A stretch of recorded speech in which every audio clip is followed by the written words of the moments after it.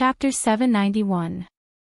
Green Dragon Cheelin, you guys go to the south and use all your strength to fight those stupid demons, just like when I'm around. After Baligaju finished speaking, he took off the gloves on his hand and threw them aside. He smiled at Hellion Vivian, no one can beat me in the game of killing. If a rotten flower wants to take you away, she has to ask if I'm willing. Hellion Vivian deeply felt that His Highness' description of Ni foam would never change. Ugh, a rotten flower, let's go to the north. Baligaju raised his head and looked at Zhuge Yun. There was a hint of evil in his smile. Take out the thing you're wearing on your neck. Zhuge Yun paused and widened his eyes. How did you know? Don't talk nonsense, I don't want to snatch it. Baligaju frowned his good-looking brows and was full of disdain. Besides, other than Vivian, I don't like to touch any other human.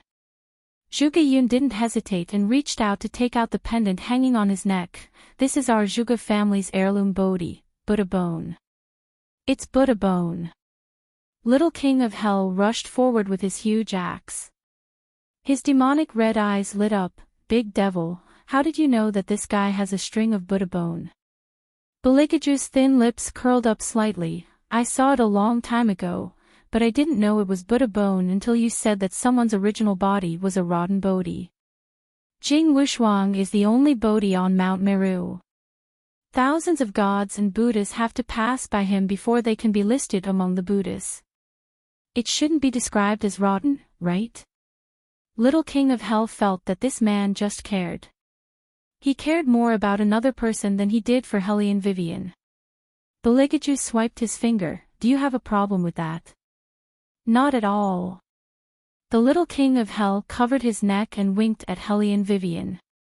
What he meant was, tell your man to restrain himself.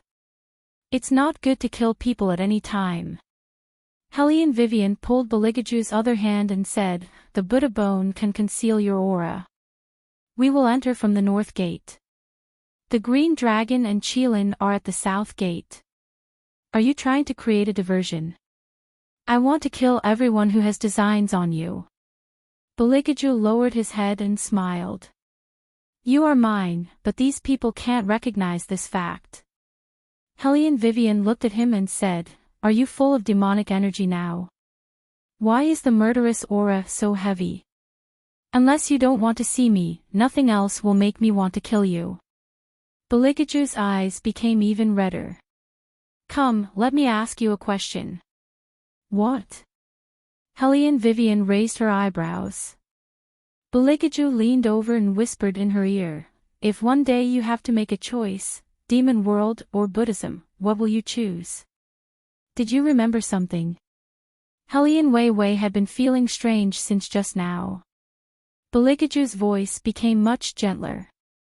Some unimportant images. When I was looking for you in the ancient tomb, some images appeared in my mind. But those are not important. What's important is what will you choose? Hellion Vivian was still holding his hand and said in a lazy voice, Demon World. Liar. Baligaju's eyes were red like flowing blood. Hellion Wei paused for a moment. She pulled out a hand and pinched his overly handsome face. How am I lying? Listen, I don't care what you are thinking. The result is that I will go wherever you are. You are so handsome, why are you so insecure? Why would I be insecure? Bailey Jiaju tilted his head arrogantly and pulled her back. When we enter the city, no matter what you see in the magic mirror, you have to remember your current choice. You have to repeat your love for me 100 times no matter where you go. You have to know that it's not easy to find such a good master like me. Yes, yes, yes. Hellion Vivian picked up his hand and kissed it. So now you can let me enter the city without worry, right? Baligaju did not say anything. He pulled her forward with his long legs, which meant that he had acquiesced. The bigger fetus was very disdainful. Repeat that I like him 100 times. Does he think that he is chanting scriptures? Does he want mother to coax him? Is he a child? Father must have remembered something. He is very uneasy now. The smaller fetus's voice was getting weaker. What can make Father uneasy? The bigger fetus narrowed his eyes. He knew his cold-blooded father better than anyone else. Other than Mother, there was nothing that could make him uneasy. Have all the arrangements been made? At this moment, Ni Feng was sitting on the main seat in the Ni family's meeting hall. Her long black hair was scattered over her robe, and a faint gentleness was exuding from her body. At this moment, her corpse aura had turned into real spiritual aura. She had entered the final stage of inhalation. There were no more exorcists who could detect her flaws. Ni Feng was almost perfect now. The exorcists had 100% trust in Ni Feng. Their attitude was completely dependent on her. Feng, don't worry. We have prepared according to your instructions. No one will enter the city. We have seen the situation outside. With so many demons, it is impossible for anyone to come back alive. It is not easy for them to enter the city. They will definitely attack the city and use their family members to confuse us. Guarding the exorcist city is the most important thing now. If seniors can think this way, then Feng is at ease. Ni Feng coughed softly. What I am most afraid of is that a malicious spirit will take advantage of our soft-heartedness and manipulate my father or brother Yun to confuse everyone. While Ni Feng was speaking, a disciple of the Ni family suddenly ran in from outside the door. Eldest Miss, we met 2 exorcists at the city entrance. They said they have a secret to disclose. A secret? Ni Feng laughed bitterly. There are indeed malicious spirits who want to disturb the peace in our city at this time. Who are the 2 exorcists? Is it Brother Yun? When Zhuge Yun was mentioned, Madame Zhuge's hand that was holding something tightened. The person who came to report shook his head. No, it is the 2 exorcists in the city. They want to meet the elders of the major families. After hearing that, Ni Feng let out a long sigh and lowered her eyes. Her voice was soft but penetrating. These malicious spirits are really smart. Once they get in touch with the elders of the major families, they will have the opportunity to harm them. When that time comes, all the uncles and aunts will be controlled by the malicious spirits. Exorcist City will truly be finished. If that is the case, then what are we hesitating for? One of the elders of the major families stood up and said to the person who reported, "Take a few people with you. Tie them up with a dog's blood-red rope and lock them in the dungeon. Don't let anyone come in contact with them." Chapter 792. As for the so-called secrets that they mentioned, none of us are interested in them. At such a dangerous time, all we have to do is to think of a way to protect the exorcist city. Ni Feng smiled gently. Uncle Xiao is right. Thinking of a way to protect the exorcist city was what she really wanted to do. Whether it was the exorcists in the city or those who had escaped from the ancient tomb, they would never have thought that even if they knew her secret, they would not have the chance to say it out loud. They would only be treated as malicious spirits. Haha, that woman is indeed smart. She has always been so smart. Every time, it seemed like that woman had one. But what was the use of that? She would be the only one who would get the city in the end. That woman must have died in the ancient tomb long ago. Now, she only needed to deal with one person. Wushuang. Ni Feng turned her head and coughed softly. I'm worried that Beligaju will bring the 4 great mythical beasts to attack the city. You're the only one who can stop him. Of course, there are still a few demons who will protect me in the city. Back then, he extracted my Buddha bone. I don't know what he will do this time. But there's one thing, stop him. Don't hurt him, okay? Jing Wushuang paused for a moment, then said in a gentle voice, okay. After saying that, he walked into the endless darkness. The resentful baby followed behind him, its tiny fingers clutching the corner of his clothes. Its eyes were fixed on his blood-dripping sleeve. "Master, your body, resentful baby, do you know? Sometimes, Buddhism isn't completely likable, is it?" Jing Wushuang lowered his eyes to look at the little one. His eyes were gentle as he said, "Many people who have become Buddhas have walked past me because I am the only Bodhi tree in Shumi Mountain. However, there is only one person who stopped to talk to me, water me, and read scriptures to me. Everyone says that I transformed into a human because I realized the fate of Buddha, but that's not the case. I did it because of her.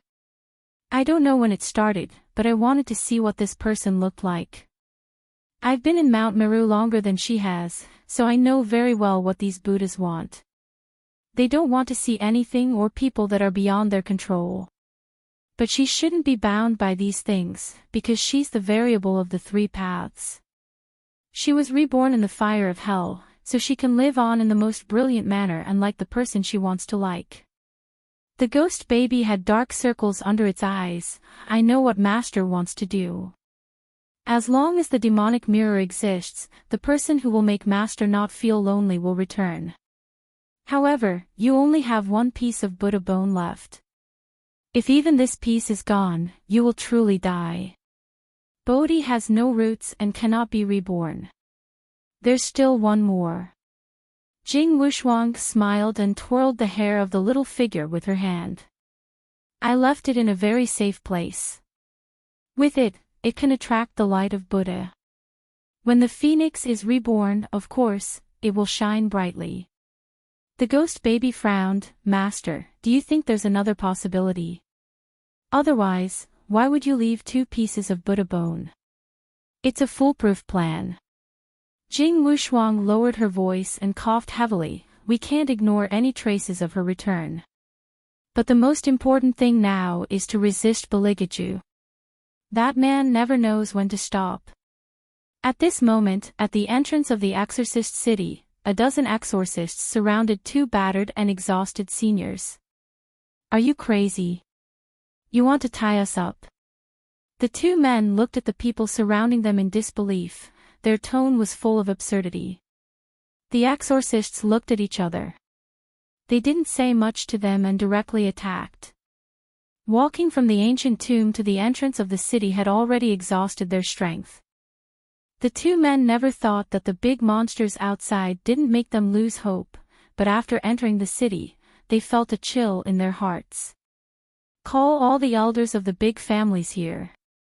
Did you hear that? All right, even if you can't invite the elders here, you must tell them that Miss Ni is not the reincarnation of the Phoenix girl. She's a corpse, she." Before the man could finish speaking, one of the exorcists stuffed the man's mouth with a yellow talisman. "You want to slander Miss Ni and cause chaos in the city? Save it, you malicious ghosts." "Malicious ghosts? How could they be malicious ghosts?" The 2 exorcists struggled violently. They still wanted to say something, but they were already dragged away. Not far away, Hellion Vivian watched everything quietly. She folded her fan and said, "You can come out now." Zhuge Yun and the other exorcists were full of anger. How could they do that? How could they treat the people who came back with great difficulty as malicious ghosts? Do you know who is the best at keeping secrets in the world? Dead people. Hellion Vivian said unhurriedly, "Now, we are the only ones who know Ni Feng's secret. Of course, she will find a way to shut us up. The only way is to let the people in the exorcist city believe that no one can walk out of the ancient tomb alive. Anyone who comes back is possessed by a malicious ghost, not a living person at all. This way, no matter what you say, no one will believe me. No one will listen to the fact that she is not the Phoenix girl." When the exorcists heard Hellion Vivian's words, none of them felt good. In other words, we are the bad guys now. What a joke. Would they end up like the other 2 if they also left like the other 2? Thinking of this, Old Li could not help but glance at Hellion Wei Wei. All of them had changed their clothes and identities. Moreover, when they entered the city, they did not make a big fuss, nor did they look for someone to expose Ni Feng's secret immediately. This was all because they obeyed the other party's command. At first, they did not understand. Now, they all understood. They had thought too simply. Helene Vivian did not answer them. She looked at the noisy street, as if she had already expected this result. If I'm not wrong, the protection of the entire Exorcist city is now in Ni Feng's hands. All the Exorcist families will obey her 100%. No one will notice that all the spiritual energy in the Exorcist city is gathering in one place, and no one will notice that the spiritual energy in their body is draining away. The more respected an exorcist is, the more he will become her nourishment. As she said this, Helene Vivian shook her hand in order to let the exorcist see clearly. The wind in front of them changed obviously. Layer by layer, it flowed to the west. Zhuge Yun was stunned by this scene. Wei, brother Wei, you. Chapter 793. Helene Vivian retracted her hand and asked, "What's wrong? You actually have spiritual energy in your body. This is such a big matter, why does Brother Wei's expression look so calm?" Helene Vivian understood why Zhuge Yun was surprised. She smiled and said, "Oh. Well, I used to have spiritual energy, but I lost it for a period of time due to some reason.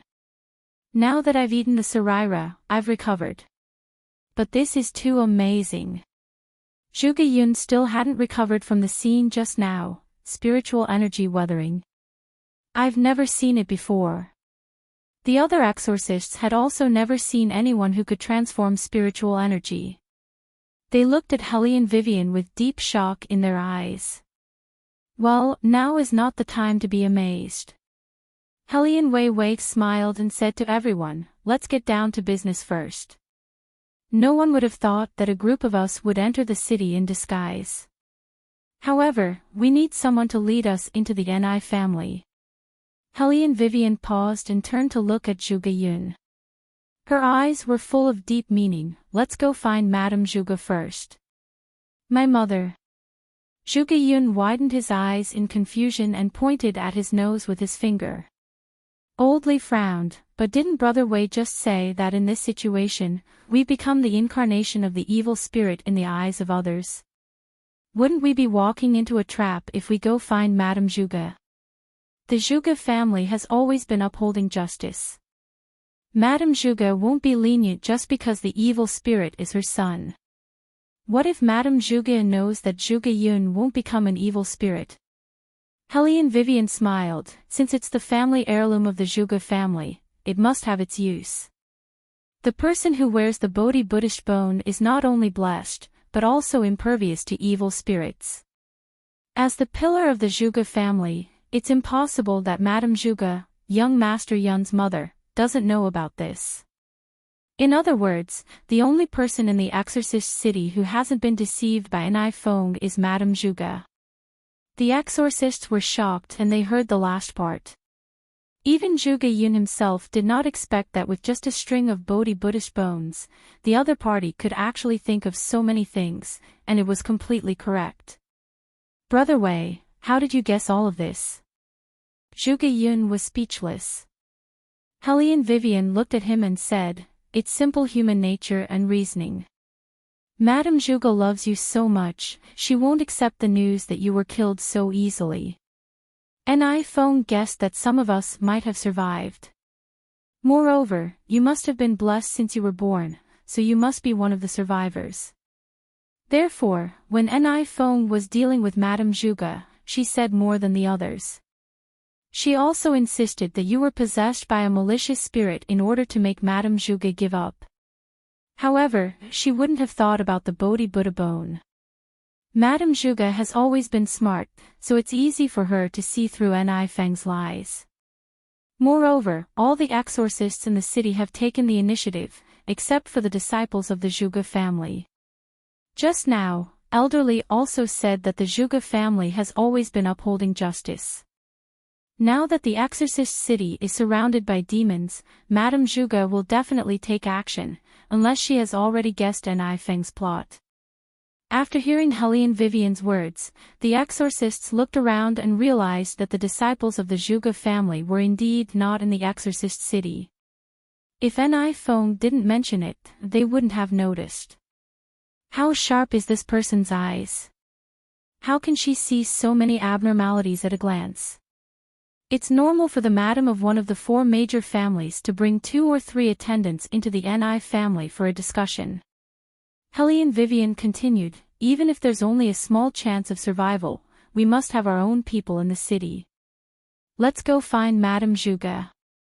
Okay. Of course, none of the exorcists objected. Hellion Vivian held the Bodhi in her hand and turned to look at the little king of hell who was playing with the demon. Is this Jing Wushuang's Buddha bone? Are you interested in his affairs? The king of hell's son stuffed the dizzy monster into his Qiankuan pouch and said with a pacifier in his mouth, I've told you before, this person is always fully prepared. If you want to be reborn, you can't do without the Buddha's light from hell. Of course, he has to keep a trump card to fight against fate. This Bodhi is probably the last piece of Buddha bone he has. Speaking of which, after you reincarnated, he knew that you needed the Buddha bone for your rebirth, so he removed the Buddha bone from his body. I guess he wanted to use this method to attract the light of 1,000 Buddhas. After listening to him, Hellion Wei pondered for a moment. Her eyes met with the son of the king of hell's crimson eyes. You kept mentioning the word fate from the beginning. He mistook me for someone else because of fate, right? Smart.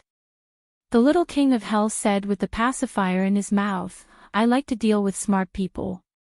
He is the Bodhi. Every person who wants to become a Buddha has to pass by him. Do you know what this means? He originally represented Buddhism.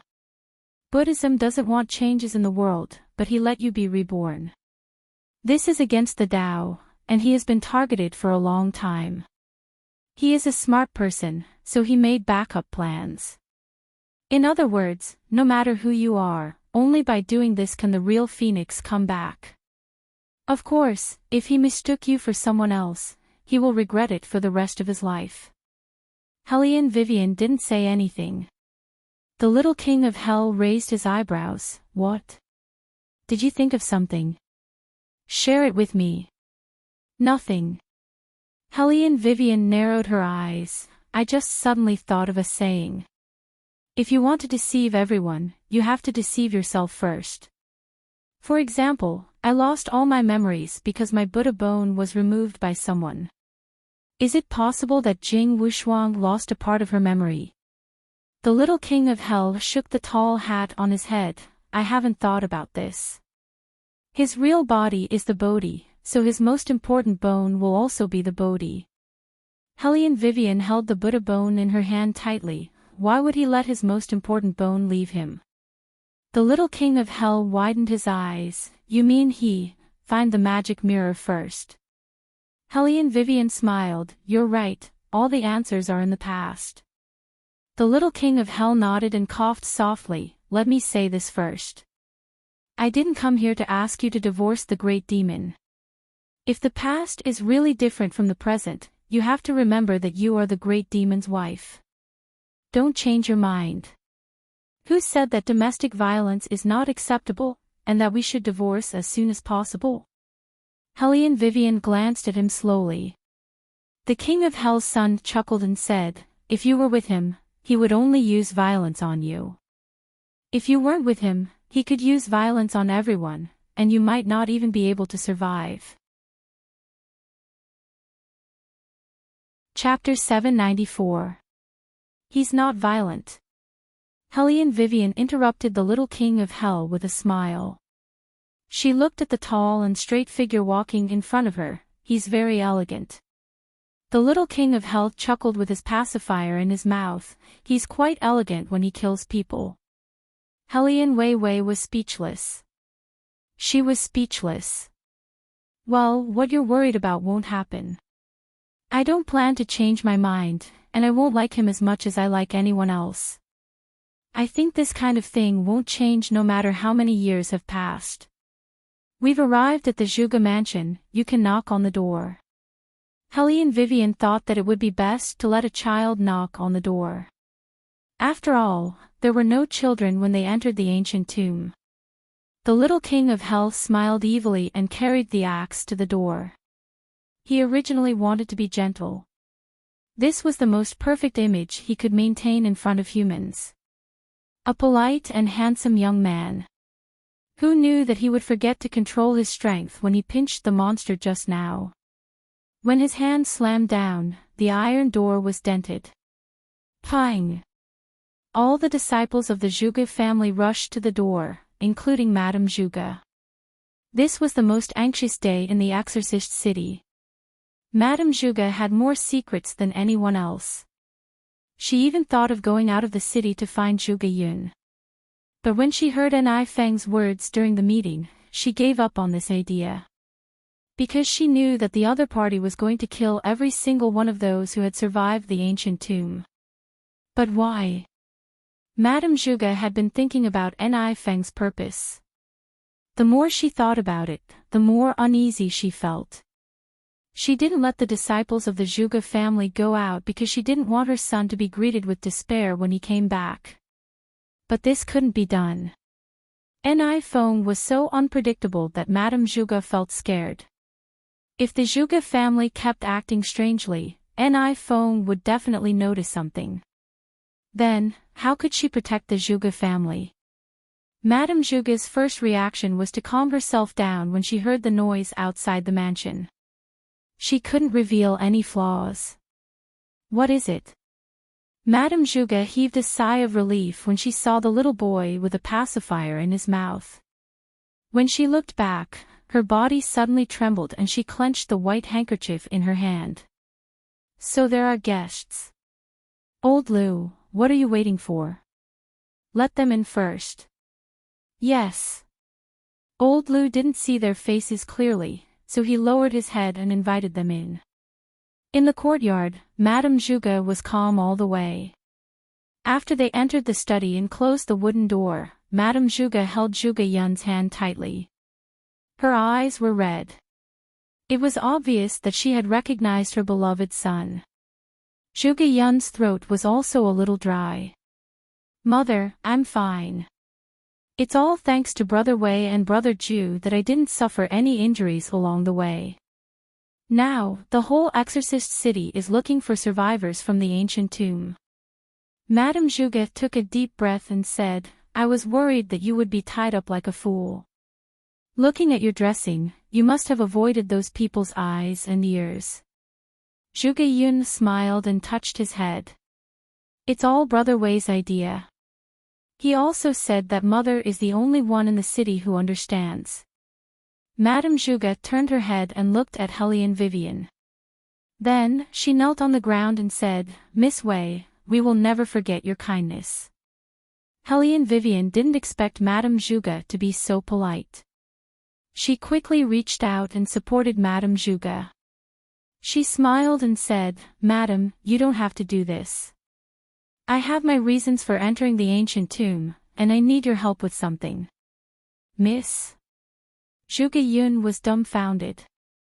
Mother, you mean Brother Wei? Oh, no, it's her, she, silly child, can't you see it now?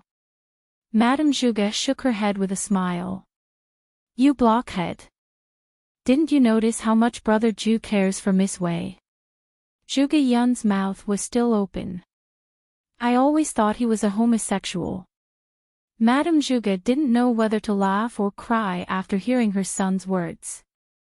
On the contrary, after Old Li found out about Helly and Wei Wei's identity, he was even more shocked. Little Brother Wei is a girl. Yes. Helly and Vivian tidied up her clothes. She knew why Old Li was shocked, but it didn't matter. She looked into Madame Zhuge's eyes and said, I need to go to the Ni family to look for something. I hope Madame Zhuge can help me. You want to go to the Ni family now? Madame Zhuge was worried. The Ni family is too dangerous now. Hellion Vivian smiled. Madam, don't worry. Someone will distract an iPhone. The South Gate will launch a siege soon. She will put all her attention on it. But I have never seen an iPhone leave the Ni family. Even if someone attacks the city, she will ask the exorcists to deal with it. Madame Juge analyzed. Hellion Vivian put away the Bodhi Buddhist bone and looked at Beligaju. She will definitely go this time because she wants to see someone. That was why this man asked the Green Dragon and Qilin to go to the South Gate. It was a trap. Beligaju looked at her with a faint smile on his face. He was actually happy. He reached out and pulled her over. His voice was cold. Jealous? Don't be jealous. Her life will be gone when she sees me. The little king of hell heard this and suggested, actually, you can use your handsome face to lie down and let Miss Ni take advantage of you. She won't have the mood to care about the magic mirror. Brat, before I kill you, you'd better shut up. Bailey Jia Ju reached out and picked up the son of the king of hell. Then, he tossed him out of the door as if he was a fly. The little king of hell pulled himself out of the wall again. He did not care. He carried the axe and said to Beligaju, to deal with you, Ni Feng will definitely ask Jing Wushuang to go to the South Gate. Even the Green Dragon and Qilin won't be able to hold on for long. So, we need someone to go to the South Gate. Don't we have you? Beligaju looked at him casually. The little king of hell frowned. The underworld can't interfere with the affairs of the human world. This is the rule. Don't you want to save your true love? Beligaju sneered. His words made the son of the king of hell bite down hard on his pacifier. When did you start having designs on me? Only the Azura king of hell can summon the flames of hell. Beligaju's deep eyes flashed. You're obviously a spirit of the underworld, but you were born in the heavenly axiom. You're the child who made the entire underworld restless. Isn't that you? The little king of hell pulled out the pacifier and narrowed his eyes. You used your divine sense. You still have divine sense. Everyone in the world thought that your divine sense was long gone. Why do you still have divine sense after you fell? Chapter 795. Of course, I will protect it. Beligaju curled his thin lips.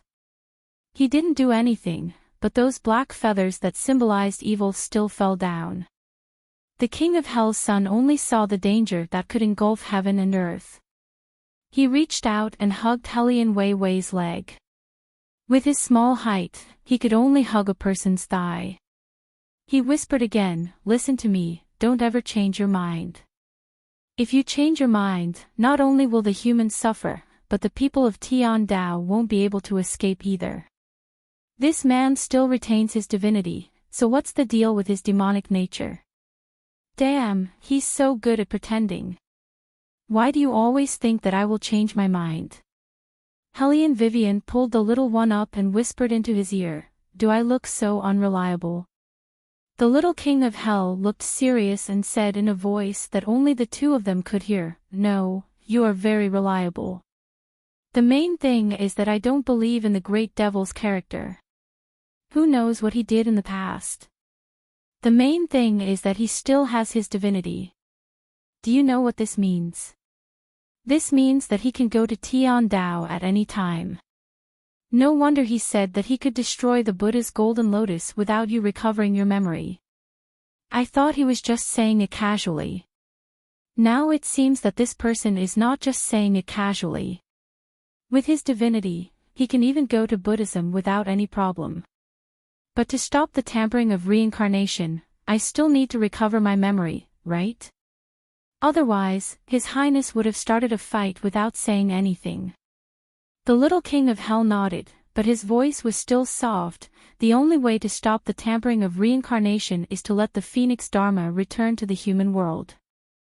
I know. You go to the South Gate first. I will arrange in the city. Hellion Vivian sent the little one away. Madame Juga didn't know what they were talking about. She just saw the little one with a pacifier in his mouth saying that he was going to attack the city. She felt that it was a little forced. How old is he? Can he really do it? Miss Wei, do you need me to send a few people to follow the little master? Hellion Vivian smiled and said, there is no need. The disciples of the Juga family are not suitable to attack the city. The battle outside is too intense. Furthermore, people will notice that something is wrong. However, it was true that they should not stay in the manor. All the exorcist families were guarding the city. If the disciples of the Juga family did not go, they would be noticed after a long time. Therefore, Madame Juga, I will have to trouble you to give an order for all the disciples of the Juga family to go out and defend the city. If necessary, you have to pretend to capture the survivors of the ancient tomb. Whatever the other exorcist families do, the Juga family will do. No problem, I'll arrange it now. Madame Juga looked at Hellion Vivian with admiration in her eyes. No wonder they could come back safely. This little girl was smarter than she thought. She could even think of this. Hellion Vivian turned to look at Juga Yun and the others. Ni Feng will definitely send people to investigate if the Juga family suddenly sent people here at this time. Try to delay the time. If you are discovered, don't panic. Just act normally. But don't mention that I got the Saraira. Let Ni Feng think that I am dead. She should think so now, so it will be fine if you don't mention it. No one disagreed. All the exorcists nodded. After getting along with each other for a while, they all knew that Hellion Vivian had her reasons for everything she did. After everything was arranged, Hellion Vivian looked at Madame Juga again. Madam, my friend and I need to change our clothes. We will wear what your servant usually wears. Upon hearing Hellion Wei's words, Madame Juga called two people over and asked them to take off their outerwear. Elderly wanted to ask something, but when he saw that person's indifferent back, he did not ask. Juga Yun could not help but ask, Brother Wei, Miss Wei, can you tell us what your identity is? Why is your spiritual aura so strong? Is it only related to the Saraira? Also, you seem to be very familiar with the Phoenix girl. You just came to the Exorcist City and you insist that Ni Feng is a fake. How did you guess these things? I didn't guess it. Hellion Vivian put on her outerwear. After thinking for a while, she replied, because I am the Phoenix girl, so I know she is a fake. Crack. Elder Lee's teacup fell to the ground with a loud sound. When the hot water splashed on his face, he did not feel any pain. He just felt that his 3 views and 6 senses had disappeared. The other exorcists turned into puppets at this moment. Even their breathing seemed to have slowed down. Juga Yun's eyes began to shake violently. Brother Wei, I didn't hear clearly. What did you say? Hellion Vivian put on her clothes and looked at Juga Yun. There was a smile in her voice. What? Is this how you feel when you see the exorcist you admire the most? You are really the Phoenix girl. Then why didn't you say anything? I mean. Juga Yun was so surprised that he could not speak properly. He grabbed his hair, but his eyes were brighter than ever. Elderly was also waiting for the final confirmation. Needless to say, the exorcists were so excited that their fingers were trembling. Hellion Vivian pulled down the collar of her clothes. She did not care that much. Oh, you didn't ask before, so I didn't say anything. Juga Yun burst into tears. What did she mean by she didn't say anything before he asked? Shouldn't she tell him directly? The exorcist he admired the most had followed him all the way. When they set off, he even said that he would protect her. The exorcists had the same thought as Juga Yun. If they knew that she was the Phoenix girl, they Helly and Vivian looked at everyone's expression and laughed again. Even if I said it, no one would believe me. Don't forget, my spiritual energy has just recovered. When I entered the Exorcist city, I didn't even have any spiritual energy. It was too unconvincing. Besides, everyone seemed to think that an iPhone was the reincarnation of the Phoenix Girl. No matter how much I said, it would be useless. It would only be taken as a lie, so I didn't say much. The exorcists were stunned. They had to admit that if they were not in this situation, would they believe her? The answer was no. Because for so many years, the idea that an iPhone was the Phoenix Girl had been deeply rooted in the hearts of the people in the Exorcist city. They did not even care about the place where the Phoenix Girl was once mentioned by an eminent monk. Since the reincarnation of the Phoenix Girl was in the Ni family 500 years ago, it must be in the Ni family this time. That was what they thought for so many years. The exorcists did not know how to describe their feelings at this moment. Elderly stood rooted to the ground, stunned. An unprecedented regret welled up in his heart. He suddenly remembered the excuse he gave to Ni Fong in the graveyard. She was clearly his benefactor, yet he had actually mistaken her for someone else. Furthermore, he had made such a ridiculous mistake. Chapter 796. Elderly felt as if the cold tea on his face could seep into his heart. He opened his mouth with difficulty. The exorcists also looked at Helly and Vivian, hesitating to speak. Helly and Vivian knew what they were going to say, but she did not care. Ni Fong is indeed smart and good at disguising herself. Everyone will admit their mistake seriously. Don't think about the past now. Madam, let's go to the Ni family immediately. The little king of hell should be ready. Okay.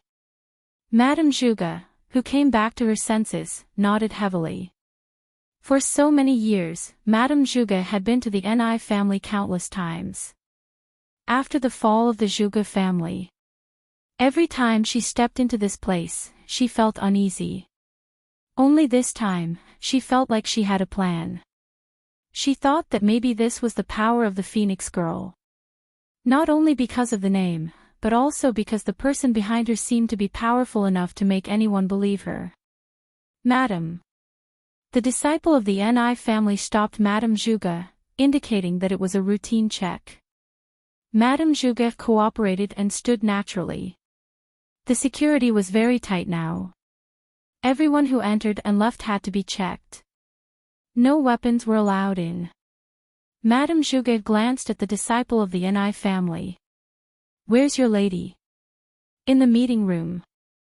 After the disciple of the Ni family checked and found that everything was normal, he bowed and said, My lady just said that she wanted to ask you something.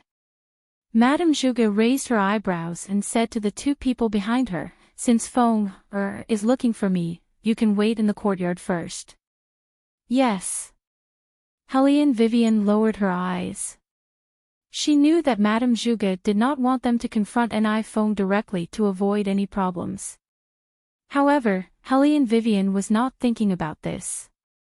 The reason why she agreed to stay in the courtyard was so that she could find the magic mirror when no one was looking. After Madame Zhuge gave the order, she followed the disciple of the Ni family into the meeting room. Ni Fong was sitting in the main seat.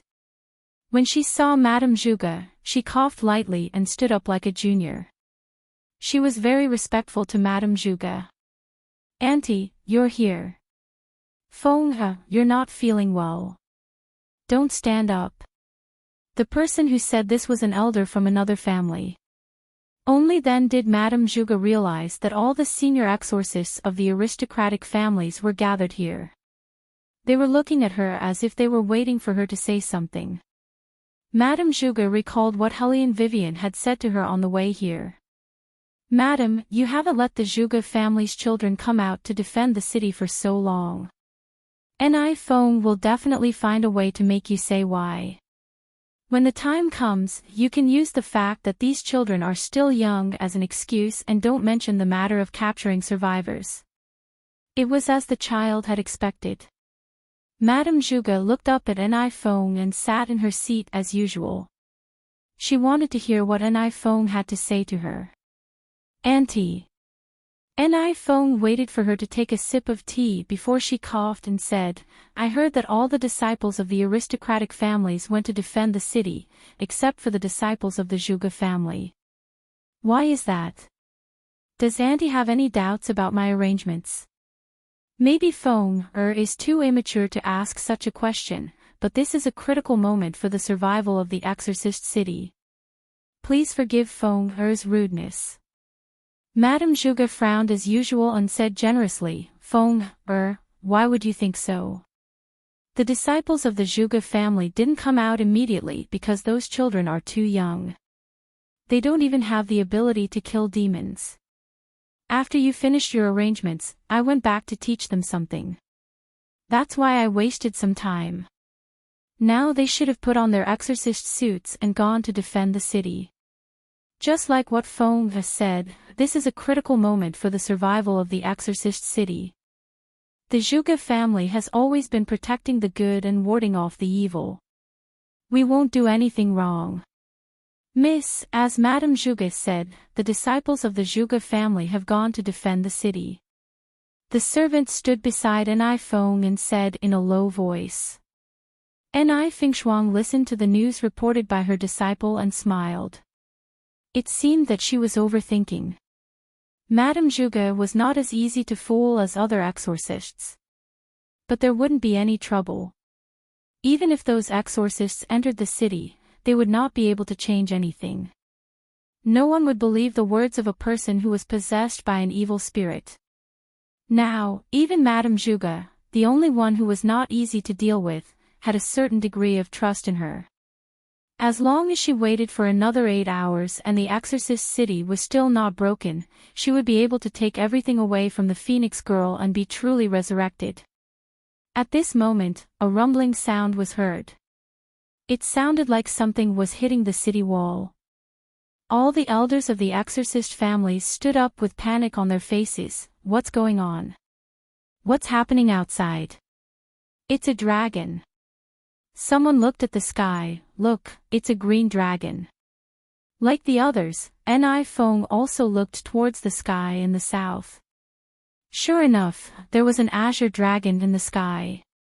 Not only that, the azure dragon seemed to be following someone's orders. It was using its tail to hit the city wall, and its whole body was filled with hostility. Enai Feng saw this scene and was not worried at all. Instead, her eyes lit up. It's him, he's here. The corners of Enai Feng's lips curled up. She had been waiting for this day for so long. Everything was finally on the right track. In less than 8 hours, all of this would be hers. Enai Feng was not worried that the city wall would be broken because as long as no one entered that place, the exorcist city would always be intact. No one would know the exorcist city's weakness. 3 feet below, there was a place guarded by the Tian Dao. Even if it was discovered, no one would have a way to break it. Not to mention that Hellion Vivian was already dead. Even if she was not dead, how could she compete with the Tian Dao with just spiritual energy? That person was someone who could subdue a group of demons. Even the demonized Beligaju could only fight to a draw with that person. Unless he had never fallen from the heavens, but how could that be possible? Therefore, not only would the Dharma power of the Phoenix be hers, but that man would also belong to her in the end. Inform everyone to go to the south gate. Enai Feng gave the order and walked out of the meeting room quickly. Behind her were the elders of various aristocratic families, including Madame Zhuge. When Madame Zhuge walked out, she deliberately glanced at the cherry blossom tree in the courtyard. The 2 people who were originally standing there were already gone. They were so fast. Madame Zhuge heaved a sigh of relief. With this, her mission was completed. Whether the exorcist city would survive or perish, and whether the path of reincarnation could be saved, all depended on those two people. However, she had been to the Ni family so many times, but she had never found the magic mirror that they were talking about. Would they really be able to find the mirror within the allotted time? Chapter 797. Helly and Vivian originally thought that Ni Feng Hui hid the magic mirror in the meeting room because the most dangerous place was the safest place. Since it was in the Ni family, the meeting room was the best location. However, after looking around, Helly and Wei Wei frowned. Could it be that it's not here? If it was not here, then where could it be? It's here. Beligaju suddenly reached out from behind and held her hand. There was a mischievous smile on his face. But it's not on the ground. Helly and Vivian made way for him and subconsciously looked under her feet. It doesn't look like there's a secret layer. Hell. Beligaju's voice was filled with mockery. Below this house is the entrance to the human world from hell. That rotten Bodhi placed the magic mirror in hell and waited for the Buddha's light to shine. Although the method is stupid, it's not easy to find it in hell. Then let's go to hell.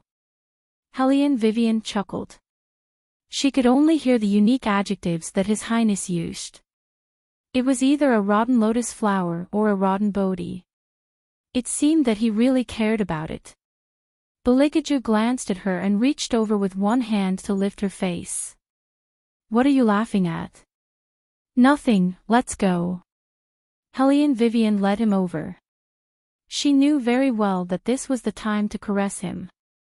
According to the little king of hell, the current Beligaju should be more powerful than when he was the demon king.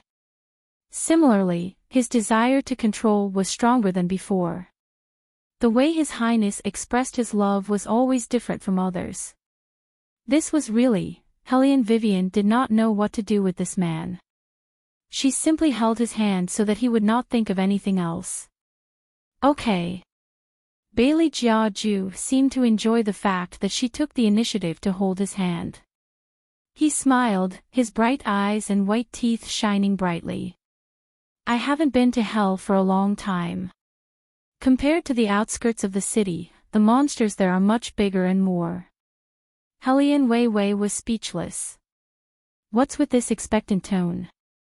Soon, Helly and Vivian knew what His Highness was looking forward to.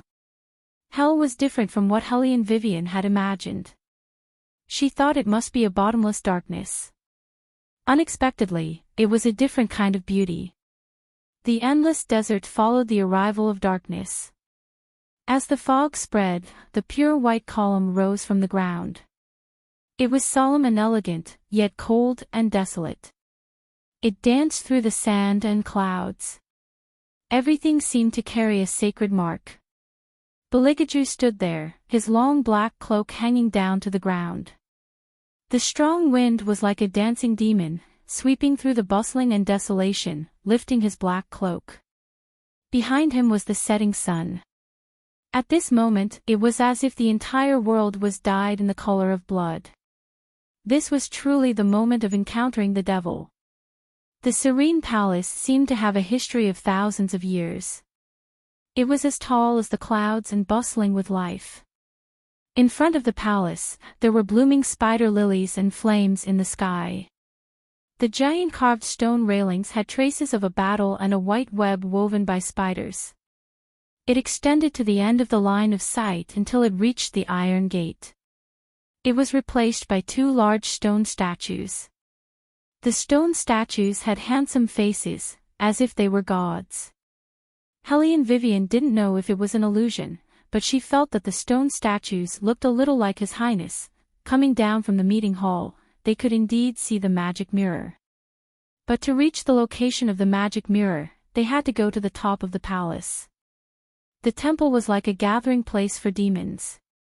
There were dozens of demons crawling on every floor. They were all staring at them with blood-red eyes. Helly and Vivian studied them. They seemed to be unable to move, as if they were tied by something. As long as they were touched, these monsters wouldn't attack. Thinking of this, she looked at the iron gate of the palace. There was a talisman on it. Was it this? Was it the one that suppressed them? Beligaju walked over slowly. He put his index and middle fingers together and tapped lightly. Creak, the yellow talisman fell to the ground. The huge iron gate seemed to have sensed something. A corner of the gate was lifted under the blood-red twilight. Countless black crows flew out from the temple, and clusters of black feathers fell lightly to the ground. The monsters were in an uproar. Bang! A figure in a white immortal robe landed in front of Hellion Vivian. He seemed to be over 100 years old. His beard was white and long, but the aura around him couldn't be ignored. Especially when he landed, the soles of his shoes sank 3 inches into the marble table.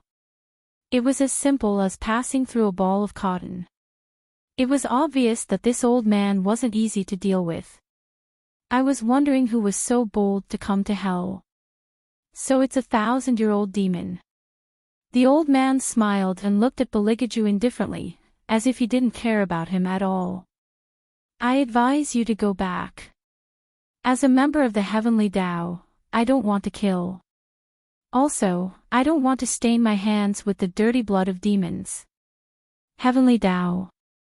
Hellion Vivian raised her eyebrows. So the old man standing in front of them was a god. A god that looked after hell. It was no wonder that so many demons would obediently submit themselves to him. It's not certain whose blood will flow out. Bailey Jia Ju laughed, bringing out a never-before-seen demonic nature. Unlike you, I like killing gods very much. Just as he spoke, his black robe fluttered in the air, propping up the barrier behind him that was as deep and transparent as water. The rolling demonic aura in the air was like the howling sea, so vast that it couldn't be detected. The old man sneered. You really don't know what's good for you. All monsters, listen up. This demon is for you. You can eat it however you want. As soon as the old man's voice fell, the monsters that were hovering in the air immediately rose. They bared their fangs and brandished their claws, full of demonic nature. Each one of them was dangerous with a bloody mouth. They fiercely pounced on Beligaju. Layer after layer, they almost engulfed him. You overestimate yourselves. The old man had seen many ferocious monsters. No matter how strong a monster was, it couldn't withstand the attacks of so many monsters here. One had to know that each of these monsters was stained with his immortal aura. Tearing a demon to shreds was a piece of cake. However, just as the old man was about to leave in satisfaction, those monsters that were pouncing on him were bounced back heavily. There was a loud bang. Every monster was lying on the ground, their claws clutching their chests. They looked like they were in great pain, curling up their entire bodies. The old man narrowed his eyes and looked behind him. The demon that he thought would be torn to pieces was actually still standing in the same place, safe and sound. Not to mention a scratch on his face, there wasn't even a single wrinkle on his robe. Other than the blood that indicated that he had just attacked, there wasn't a single change on him. Beligaju even had his arm around Hellion Vivian's waist. Under his feet were large enchanting flowers, like a miracle that led to hell, rendering the whole way. Chapter 798. The crisscrossing airflow turned into silence at this moment, and in the silence, the tide receded like white light. The thousands of monsters couldn't help but stop what they were doing at this time. Thousands of years ago, they had also seen this scene. 6 paths of hell, above the blood sea, that person also stood high in the sky, looking down at the boiling black water below, and asked if anyone was willing to follow him to the heavenly path. At that time, it was like now, enchanting flowers bloomed all the way. From then on, there was no sinful blood sea in hell, and thousands of monsters bowed their heads. The heavenly path flourished for a time, and finally became the head of the 6 paths. All of this could only be done by that person. Only the Emperor, who was born from chaos and had infinite miracles, could do it. But that Emperor had clearly fallen from the heavens. How could he have divine sense? The old man looked at Beligaju, his brown eyes slowly widening, as if he had seen something inconceivable. For the first time in his life, his sleepy eyes were filled with strong surprise. He opened his pale thin lips, wanting to speak, but found that his throat was so dry that he couldn't make a sound. No. This is absolutely impossible. This is just an illusion created by a demon. A fallen person will never be able to recover their consciousness. The old man took a deep breath and looked coldly at Beligaju. Even if you are him, everything in front of you is just a bluff. Do you think I will be afraid of you? As the old man spoke, his eyes narrowed, and the gas in his palm began to condense, shaking the surroundings. He quickly swept towards Beligaju. That movement was not something an ordinary person could do. Before he could even blink, his hand was only a few centimeters away from Beligaju's Tianling point. However, just as he was confident that he could break this person's head, there was a bang. The sound of stone breaking. He didn't understand how he was bounced back, and when he fell heavily to the ground, he only felt that his internal organs were in pain. The dark black petals rose and fell. Everything seemed to be in slow motion as if magic had been cast on it. He really used divine sense. He had used the divine sense that shouldn't have existed. The old man slowly raised his brown eyes, and said weakly, "Impossible. You've already fallen. How could a fallen person have a godhood? This is impossible." Ha! His deep and magnetic laughter was like golden sand that slowly flowed past, outlining the cold and aloof Jean Gouet. "With me here, nothing is impossible. It's just that I don't want to return to the way of heaven."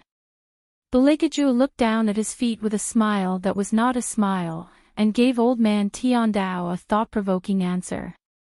His body was already covered in blood, but it did not affect his temperament at all. His chiseled face was pale like crystal, and he looked extremely evil. Could it be that you have never lost your mind?" The old man's eyes widened, but before he could finish his words, the black feathers that covered the sky and earth pierced through his hands and throat. The blood seeped into the desert and warmed the earth. Beligaju didn't care at all as he walked over. The thousands of demons retreated, and the scene was bright and spectacular. The demons covered their claws in the palace and didn't dare to take another step forward. They stiffly moved their shells, afraid that the man would take their lives with a single movement. They trembled as they called out, "Emperor." Beligaju stood in the middle and coldly said, "Scram." The demons immediately gave up their original spot and desperately curled themselves into a ball. They followed His Highness' orders and slowly rolled backwards. The sadness in their hearts was like a river flowing backwards. Why didn't anyone tell them before? How could Emperor return here? Didn't they say that a fallen person could no longer become a god? What a joke! No matter how thick their skin was, they couldn't withstand such a merciless attack. These demons seem to know you. When Hellion Vivian turned to look at Beligaju, there was a smile in her eyes. After all, the scene of these incomparably strong demons trembling into a ball was a bit too funny. Beligaju walked forward with his long legs and raised an eyebrow. "I've seen them once, but I'm not familiar with them." The demons. Who was the one who brought them to the heavenly Tao and beat them for 500 years, and now he's saying that he's not familiar with them? They seem to have something to say to you. Hellion Vivian held back her laughter. Beligaju glanced at them from the side. The demons, they curled themselves up into a ball again. Continue to roll. They have nothing to say now. Beligaju reached out and carried Hellion Vivian up. Hellion Vivian rubbed her forehead helplessly. She didn't know whether to laugh or cry. His Highness was really domineering in certain aspects. The black crow feathers fell, but Beligaju didn't stop.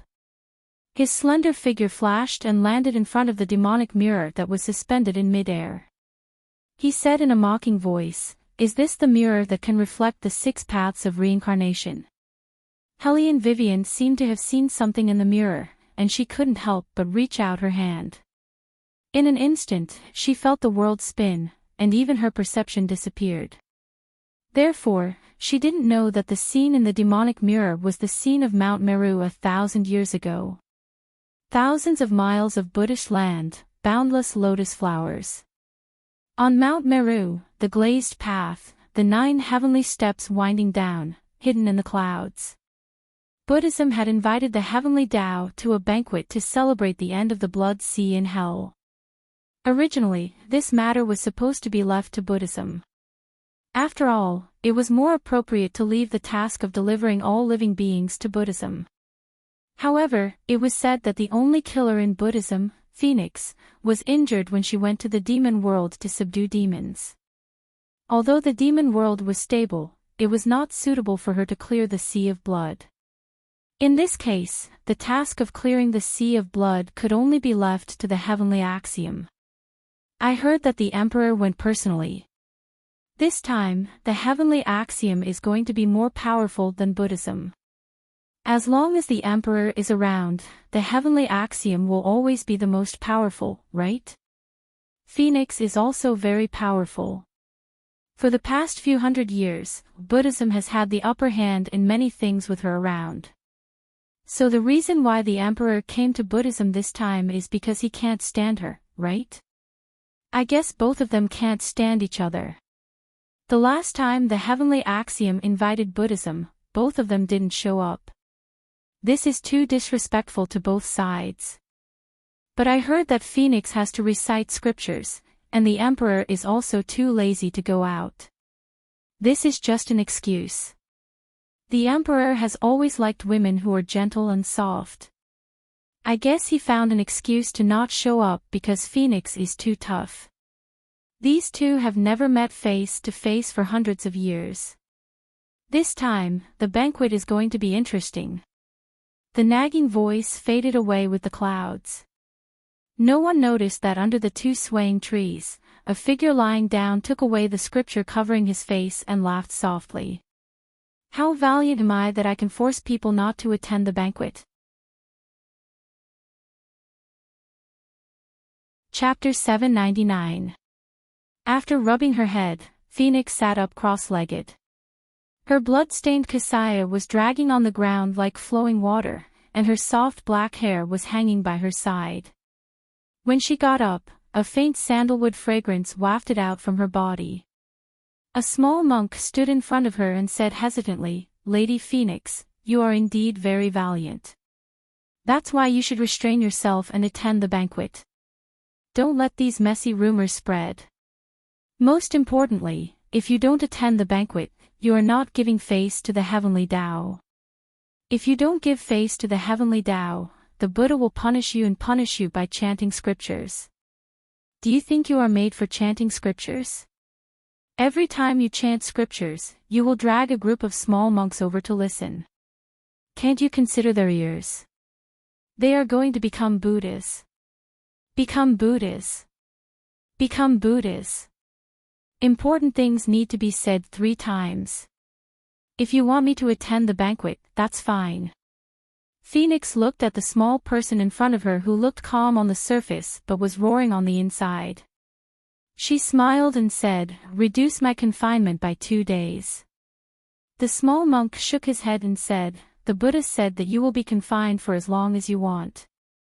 I hate being restrained the most." Phoenix's voice turned cold. The little monk chanted Amitabha and said, "That's why the Buddha said to keep a close watch on you. You didn't say who you met in the demon realm and why you were injured. The Buddha naturally had to lock you up for 3 days. It was only 3 days, but you asked for 2 days less. That's too greedy of you." The Buddha said. Phoenix stood up and fiddled with her long hair and said, "You do have the potential to become a Buddha." The small monk opened his eyes wide in surprise and said, "Really?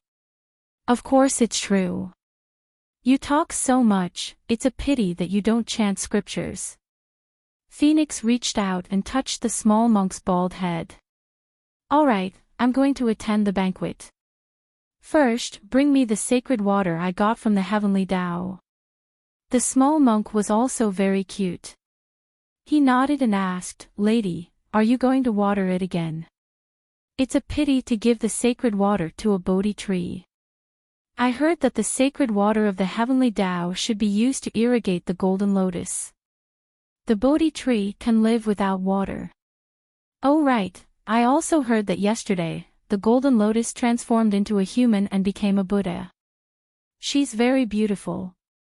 She's going to attend the banquet today. So, Buddhism wants to use a honey trap on a certain emperor?" Phoenix put her hands behind her head and smiled lazily. It was none of her business. The little monk walked behind it and said, "You can't say that. Yu Lao said that this is called love in the mortal world. It's very, very beautiful. In the future, tell Yu Lao that in the human world, this is called a blind date." Phoenix took the godly water from the small monk's hand and gently smiled. "Just call the man and woman together for a meal. If they find each other pleasing to the eye, they can enter the bridal chamber. Understand?" The small monk was confused. That. All right, stop it. You're still young. It's not suitable for you to go on blind dates." However, Phoenix would never have thought that there was such an old saying, "The mantis stalks the cicada," unaware of the oriole behind. She heard someone else's words. Naturally, someone else would hear her too. "Emperor." The young novice monk who led the way smiled awkwardly. He had always known Lord Phoenix's temperament. Her words were blunt, but most of the time, she would not see anyone. Hence, there had never been any trouble. Now, the little monk raised his head and looked at the emperor, who had a faint smile on his face. He hurriedly explained, "Emperor, please don't misunderstand." "Misunderstand?" The man opened his mouth. His white robe spread out like 1,000 layers of petals. His hair fell on his robe like a waterfall, like a lotus flower silently blooming on the surface of the water at night. "What do you mean by misunderstand? Does Buddhism intend to give a woman to me? Or is it a blind date?" The little monk was at a loss for words. He did not want to hear the word blind date ever again. "Let's go. I'm very curious about what you Buddhists will say at the banquet." The man laughed again. The smell of blood from the 6 paths of hell could still be smelled from him. The little monk didn't dare to say anything. He could only watch as the millions of light specks swam and danced behind the man's back, transforming into endless towering glaciers in the void. He felt as if something was about to collapse at this moment. No one had ever been able to use the divine sense in the Buddhist way. It was a great disrespect to the conversion of all Buddhas. "After you, Emperor." The little monk lowered his head and wiped the sweat on his forehead with his long sleeve. He was thinking about what to do when the two of them met at the banquet. One represented Tian Dao, and the other represented Buddhism. They had never gotten along peacefully. If they fought as soon as they met, the little monk did not dare to imagine the scene. He only walked forward quietly. He could not help but look back at the Bodhi tree. Phoenix was still watering. Her hands had once saved thousands of resentful spirits and killed countless demons before she became a Buddha. Therefore, the other Buddhists did not talk much to Phoenix, but they also did not talk about her. After all, at least in Buddhism, no one dared to face her directly. Phoenix had been like this since she was young. She did not have a monk friend.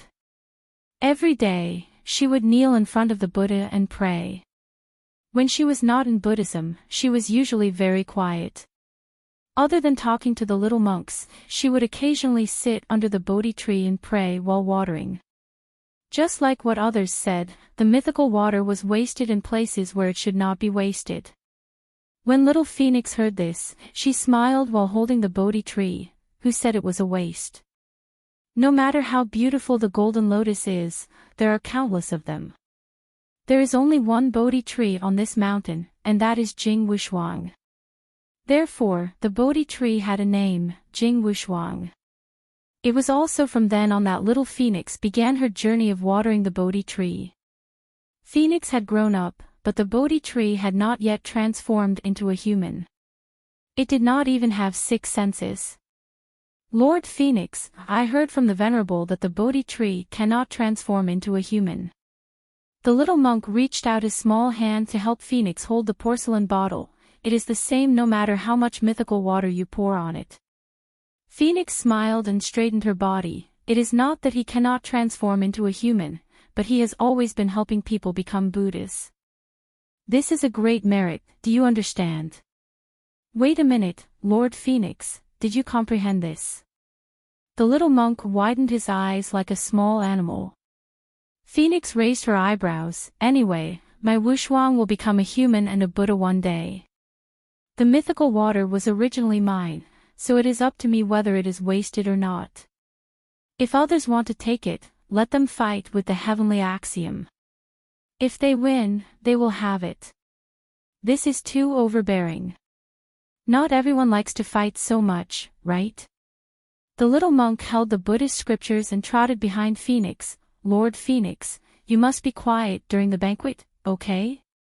Don't fight with the emperor, okay? We are people who pray to Buddha, so we can't be too violent.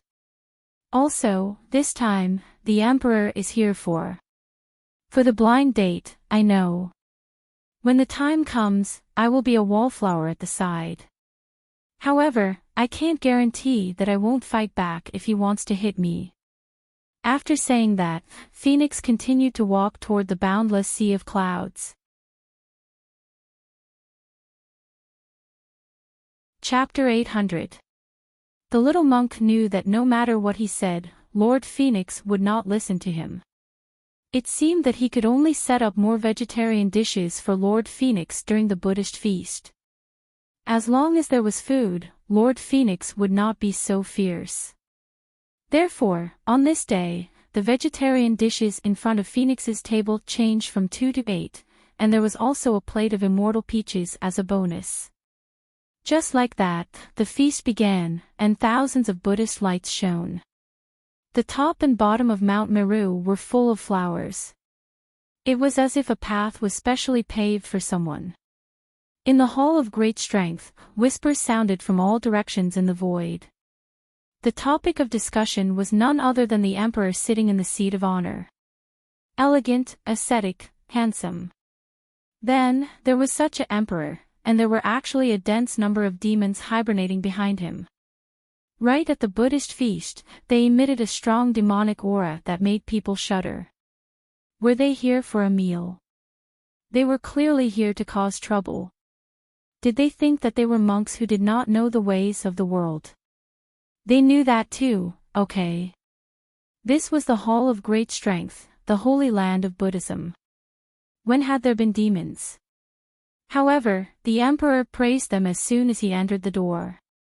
That's right, it was praise. The specific way of praise was as follows. I have always admired all of you for having the 6 paths in your hearts and delivering all living beings from torment. At that time, they also very politely said Amitabha, this is what Buddhist cultivators should do. However, they did not expect the man's next sentence at all. Since that's the case, it shouldn't be a problem for me to bring them here for a meal, right? As soon as he finished speaking, a group of demons appeared behind him. Dark evil swept over from between heaven and earth. The man smiled slightly and continued to add, after all, they are also creatures within the 6 paths, what else could they say? They could only swallow the bitterness into their stomachs. This emperor was too shameless, okay? He did not give them any room to refuse at all. Venerable, Lord Phoenix is here. The little novice monk lowered his voice and reminded his master. After all, in such an atmosphere, speaking up required courage. The Venerable One fiddled with the prayer beads in his hand. He raised one hand and chanted, Amitabha, please invite Phoenix in. Yes. The young novice monk retreated. Not long after, a person walked over from the cloud stairs. His black hair reached his ankles, and every step he took was like a lotus flower. Unlike the other Buddhas, in addition to the snow-white kasaya, Phoenix also wore a blood-red fur cloak. The light of Buddha made her clothes and long hair flutter forward like a meteor breaking through the sky. Just by standing there, she could occupy the entire sky with the light of Buddha. The man sitting at the top of the hall watched this scene. He rested his chin on his slender fingers and casually changed his sitting position. As soon as Phoenix entered, she felt that something was wrong. When he raised his head to look at the seat of honor, he realized where the lingering smell of blood came from. She had seen many ferocious and evil monsters. However, there were not many who dared to appear in Mountain Tenya. It was even rarer to see a man who dared to sit in front of these monsters. She could not see the man's face clearly in the light of Buddha. However, this did not affect her desire to fight. Phoenix tilted her head and smiled. Before the crowd could react, the prayer beads wrapped around her slender wrist turned into a beautiful scimitar in the light of Buddha. The tip of the scimitar moved forward unstoppably like a shooting star in the light of Buddha. It approached the man sitting at the top of the hall. All the deities and Buddhas, regardless of whether they were from Tian Dao or Buddhism, opened their eyes wide and looked up. Emperor. Emperor. Phoenix frowned. The tip of the scimitar stopped 5 centimeters away from the man's chest. The man was not embarrassed by the threat of the scimitar. He raised his eyebrows and looked at her with his long legs slightly crossed. He did not have any intention of dodging. Instead, it was as if he did not care about her attack at all. There was no change in his beautiful eyes. Just as Phoenix was considering whether to take back the scimitar or not. Clang! A deafening sound was heard. The scimitar was cut into 2 and turned into light spots, falling from the clouds little by little. At that moment, the upstanding chi was released. All the Buddhas were shocked. Phoenix's scimitar was transformed from prayer beads. It was not something that could be broken easily. This emperor was too, sorry, I did not control my strength. The man's voice did not sound embarrassed at all, I just did not expect Buddhists to greet each other like this. Using a scimitar. Speaking of this, the man even smiled. In the light of Buddha, no one could see this fleeting smile. It was indescribably graceful and noble. However, the hand that reached out and pressed on Hellion Vivian's back was strong and powerful. It carried a strong smell of rust and blood. He looked at Phoenix. His chiseled face was extremely handsome, but his eyes were flashing with indifference. The spacious hall was silent for a moment. No one made a sound, and no one moved. Little Monk, who followed behind Phoenix in a hurry, looked at this scene in a daze. He pressed his little bald head and felt a headache coming on. He had sinned, he did not stop Lord. Did his lordship hate the emperor so much? He did not even say a word and directly started a fight. Your Excellency, you're too intolerant. Just because the other party thinks that you are tough and more powerful than you have to hurt him. A monk cannot be like this. Amitabha. It was undeniable that Little Monk had really misunderstood Phoenix this time. Phoenix took action because of the overwhelming demons. She was used to killing demons, so her first reaction was to draw her scimitar. Who would have thought that he was the one who brought the demons into Buddhism? That's right, Phoenix actually knew this emperor. It was just that the light was too bright and she did not see clearly. The outside world said that they did not get along for so many years. In fact, they had never really fought. They had only met once or twice, and they were all far away. Except for the last time, when she went to capture demons, he happened to be there. The best thing about Tian Dao compared to Buddhism was that they could go out and have fun. However, she did not know if she had ruined something good for him, so her arm was cut by a scimitar. He did not recognize her at that time. When the moonlight shone, he raised his eyebrows. "It's you." His tone was as if he had been caught having an affair. What was going on? However, she did not say much to him. They were just nodding acquaintances, and it was just an accident. She nodded and caught the demons that she wanted to capture and returned to Buddhism. Then, it was this encounter. He seemed to be even more unfriendly than her. Phoenix smiled. It did not matter. Because she did not like him that much either. Chapter 801. After retracting her hand, Phoenix waved her wide sleeves, and the broken scimitar appeared in her palm again. Then, it transformed into Buddhist prayer beads and wrapped around her wrist again. Seeing that she did not intend to continue fighting, little monk breathed a sigh of relief. Then, he heard her smile and raised the corner of her eyes. "I didn't expect that the people from Tian Dao would bring a group of demons to Buddhism for a banquet. Is Tian Dao short of money now?" Hearing this, the man's indifferent eyes looked up and met with Phoenix's eyes. Their eyes were the same, nothing more than that. All the gods and Buddhas seemed to be able to hear the crackling sound of the fire. The Venerable coughed softly. Little monk hurried forward and pulled the corner of Phoenix's robe. "My lord, you will be grounded. You don't want to be grounded again, right?" Phoenix lowered her head and looked at the little one. She touched the child's head and laughed. "Where's my vegetarian meal?" "It's already been prepared." Little monk lowered his voice. "The table with the most vegetarian plates is yours." As if he was afraid that the emperor would hear him, he put all his strength on his fingers. Phoenix raised her eyebrows. "Okay, I know. Eat more and don't fight, right? Bring me there." Seeing Phoenix walking to his seat, the Venerable Anarchic said, "Phoenix will react like this every time she sees a demon. The emperor is frightened."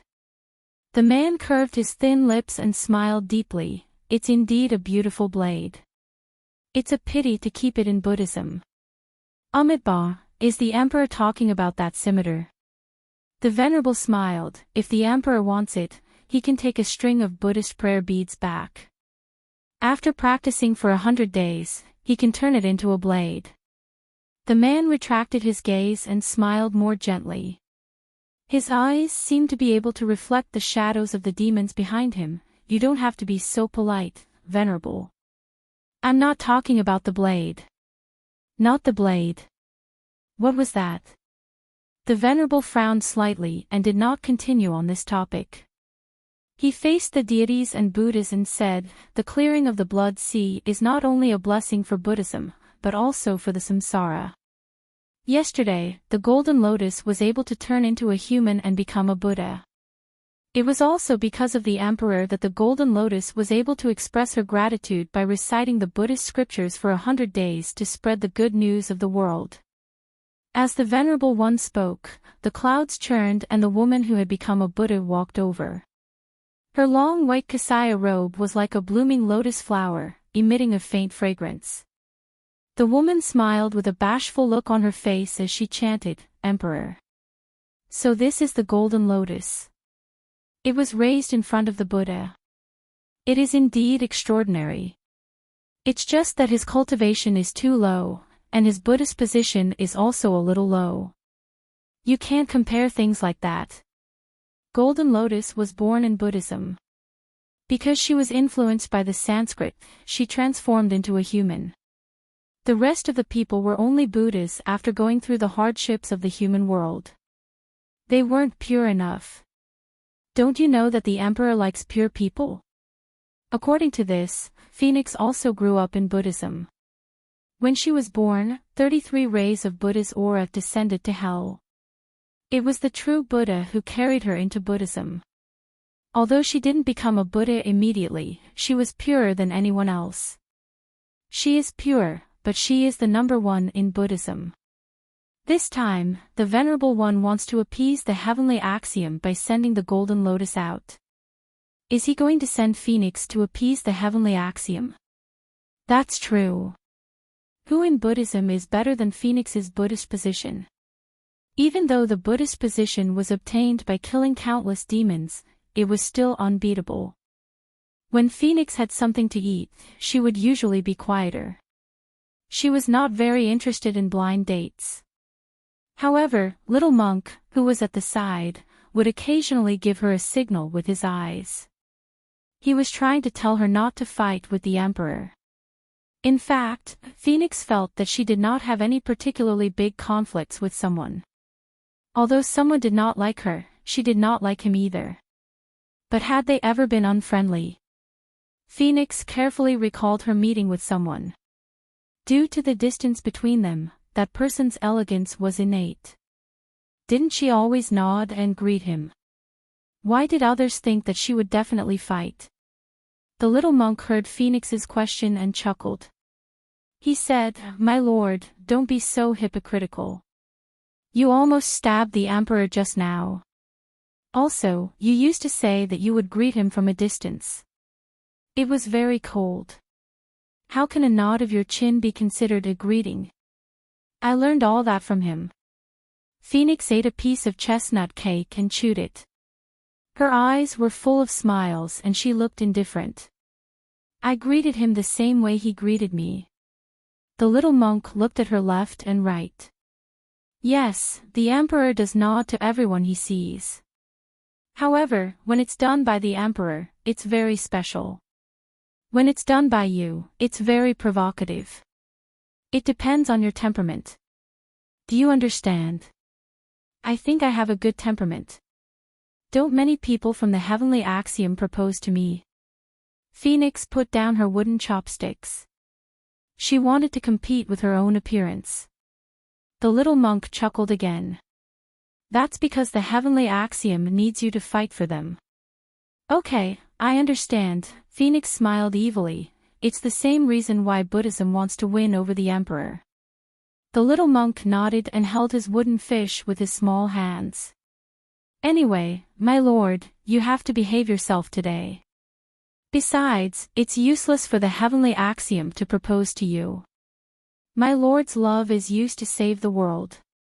Buddhism wants me to save the world. Phoenix repeated this sentence. Her eyes turned cold. That's a good choice. The little monk didn't understand why Phoenix suddenly stood up. My lord, where are you going? I've completed my mission. I'm going to water the plants and recite scriptures. Phoenix moved her hand and the scimitar appeared in her palm. No one would stop her. No one dared to stop her. In the hearts of the Buddhas, killing was always bad. Therefore, the Tsang Mountains and Irai were so vast. In Buddhism, there would always be such a figure, straight and lonely. When she said that she was going to recite scriptures, Phoenix would really sit under the Bodhi tree and recite scriptures. However, her posture was always lazy. She would say something to the Bodhi tree every time she turned a page. You're the only one who can always be with me. I was injured in the demon world this time. However, the demon world is quite interesting. I can even see mermaids. It's just that I can't stay there for too long. I'll be grounded. I feel like my hands are locked. It's a terrible feeling. However, it's worth it if I could transform you into a human. As she spoke, Phoenix fell asleep. Her white robe and black hair were enough to fill the air like flowers when spread out. As if there was a breeze, the Bodhi tree that hadn't moved for thousands of years swayed comfortably. It turned out that year, the Bodhi tree felt something because she wanted to comfort him. To comfort the lonely you in the 3,000 worlds.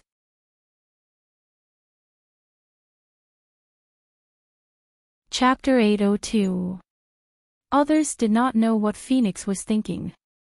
They firmly believed that the Emperor of Tian Dao and Phoenix of Buddhism would definitely become enemies this time. Therefore, in order to prevent both of them from meeting, little Shamey would always take another route when he led the Emperor into the Hall of Great Strength. Buddhism's intention was not entirely to create an opportunity for the Emperor and Golden Lotus to meet. Originally, clearing the sea of blood would cause even the Buddhists to be tainted with evil spirits. Moreover, the Tian Dao's people had to chant sutras for a few days. The Emperor was cooperative, but every time he came, he was surrounded by a dense black fog. During that time, the Buddhists did not have a moment of peace. Phoenix did not need to go to the demon world to kill. She just leaned under the Bodhi tree, raised her eyebrows and looked at the black fog. She turned her head and continued to sleep. Little Monk was in charge of delivering vegetarian food to Phoenix. Originally, he could go back and chant sutras after delivering the food. However, this time he saw Golden Lotus chanting sutras for the Emperor. The Emperor looked like he did not hear what Golden Lotus was saying at all. There was no one in his eyes. He stood there elegantly and threw the lotus seeds with one hand. Those demons came over to eat. They even arranged themselves in the shape of goldfish with watery eyes. At that moment, Little Monk felt that there was no need to chant sutras to get rid of evil spirits. The Emperor could totally tame these demons successfully. They were being fed like goldfish. How could there be such a miserable demon? Little Monk found it more and more interesting. He put down the bamboo box in his hand, supported his cheeks with his two small hands, and watched with great interest. This was the scene that Phoenix saw when she walked over while rubbing her starving stomach. She only wanted to take the bamboo box. However, all the Buddhists who were chanting sutras stopped when they saw her. Little Shamey, who was following behind the Emperor and Golden Lotus, took a deep breath. After the Celestial Emperor finished feeding, he turned around and saw her as well. This was great. Everyone stood up to stop them from making a move. Phoenix took the bamboo box and looked at the dishes inside. She was quite satisfied. She had never been a picky eater, so she naturally wanted to leave after getting the food. The Venerable Buddhas were chanting scriptures, but they didn't like her presence. Therefore, she had always chanted the scriptures by herself. Therefore, he had no intention of staying any longer. Are they going to make a move again? All of you, watch out. With Emperor's personality, it's impossible that he won't seek revenge from Phoenix for what happened at the Buddhist feast. I've heard that the Emperor's revenge is usually very vicious. He's more than ruthless. Those who provoke him, be it gods or Buddhas, which one of them ends up well? Phoenix isn't that easy to deal with. It's hard to say who will win. Closer, they're getting closer. The two of them were indeed very close. Only, it was a pity that there was no confrontation of gazes like last time. Sparks flew in all directions, and no one fought with the other. But the atmosphere was very cold. Because no one had any intention of giving way to the other. Suddenly, there was some tit-for-tat. Little Monk tugged at the corner of Phoenix's robe and chuckled. Then, he raised his head and said to Phoenix, "Actually, you're walking to the right because you want to say hello to Emperor, right? Say hello." Phoenix raised her good-looking eyebrows. "Please, Master, just say yes. Otherwise, I'll be punished." Little Monk's voice was very soft. Phoenix wouldn't reject a child. She retracted her gaze and smiled faintly. "Yes, it's a greeting." All the gods and Buddhas were used to the two of them meeting. They were either cold to the point of being arrogant, or they were arrogant to the point of using knives. Greeting. What's going on? Everyone's eyes lit up again and again. They stared at the two of them from all angles to see what they were going to say next. The man turned a blind eye to all of this.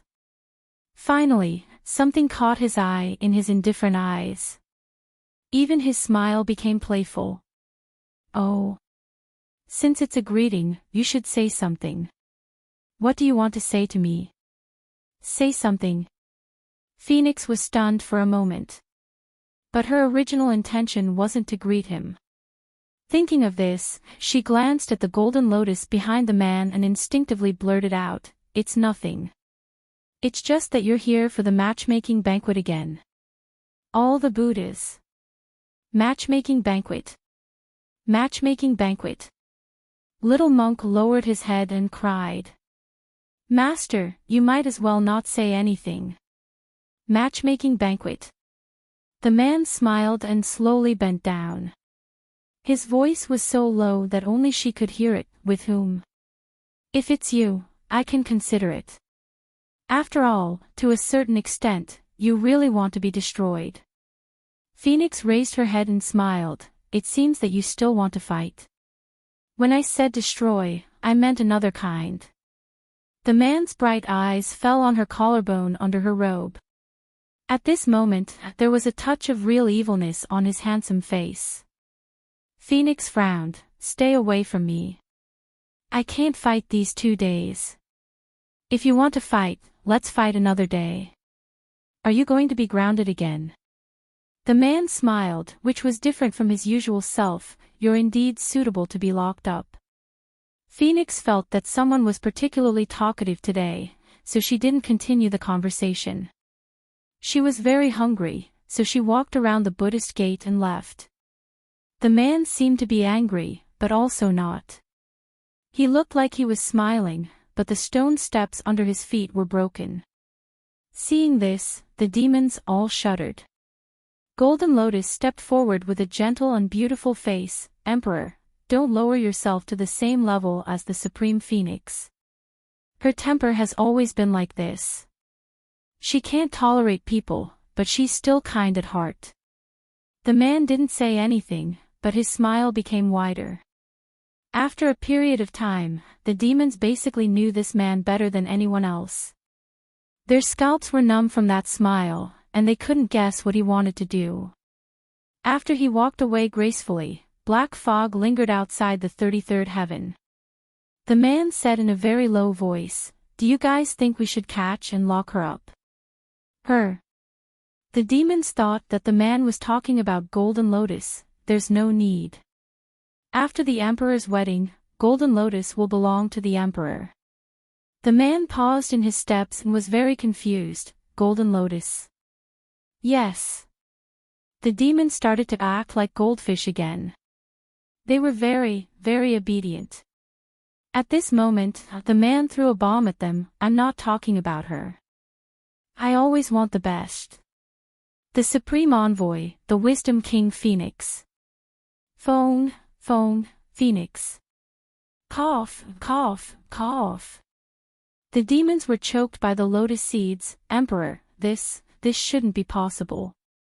The man stretched out his hand and pulled one of the demons over. "Why would I care if it's possible or not? However, I'm not interested in marrying anyone. I'm just thinking about what it would be like to lock this person up. That scene would definitely be very beautiful." The first reaction of all the demons was that the Emperor was crazy. Their second reaction was that this man had never failed in what he wanted to do.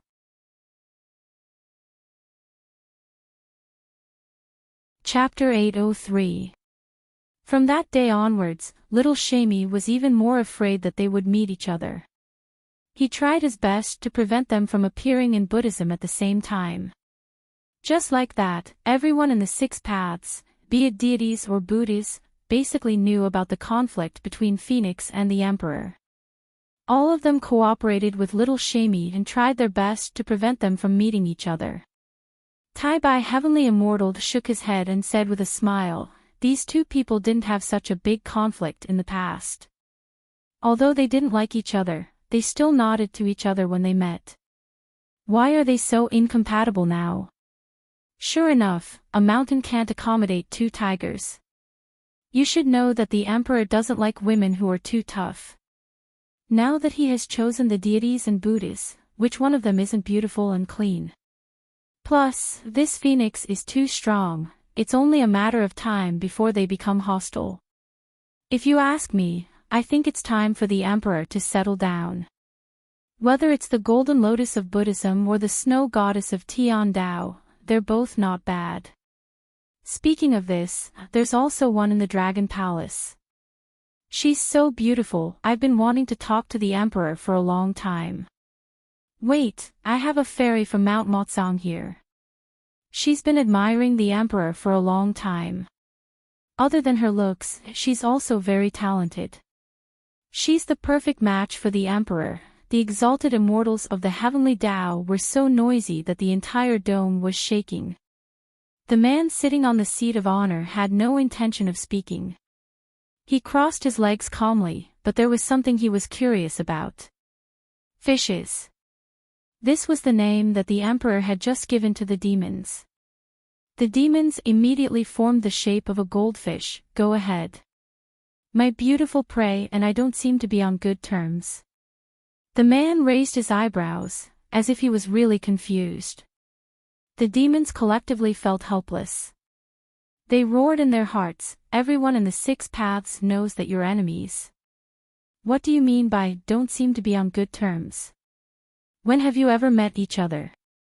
If we didn't follow you, we would also think that every time you met Phoenix, you would want to cripple her. It was only because she was a Buddhist that you couldn't do it.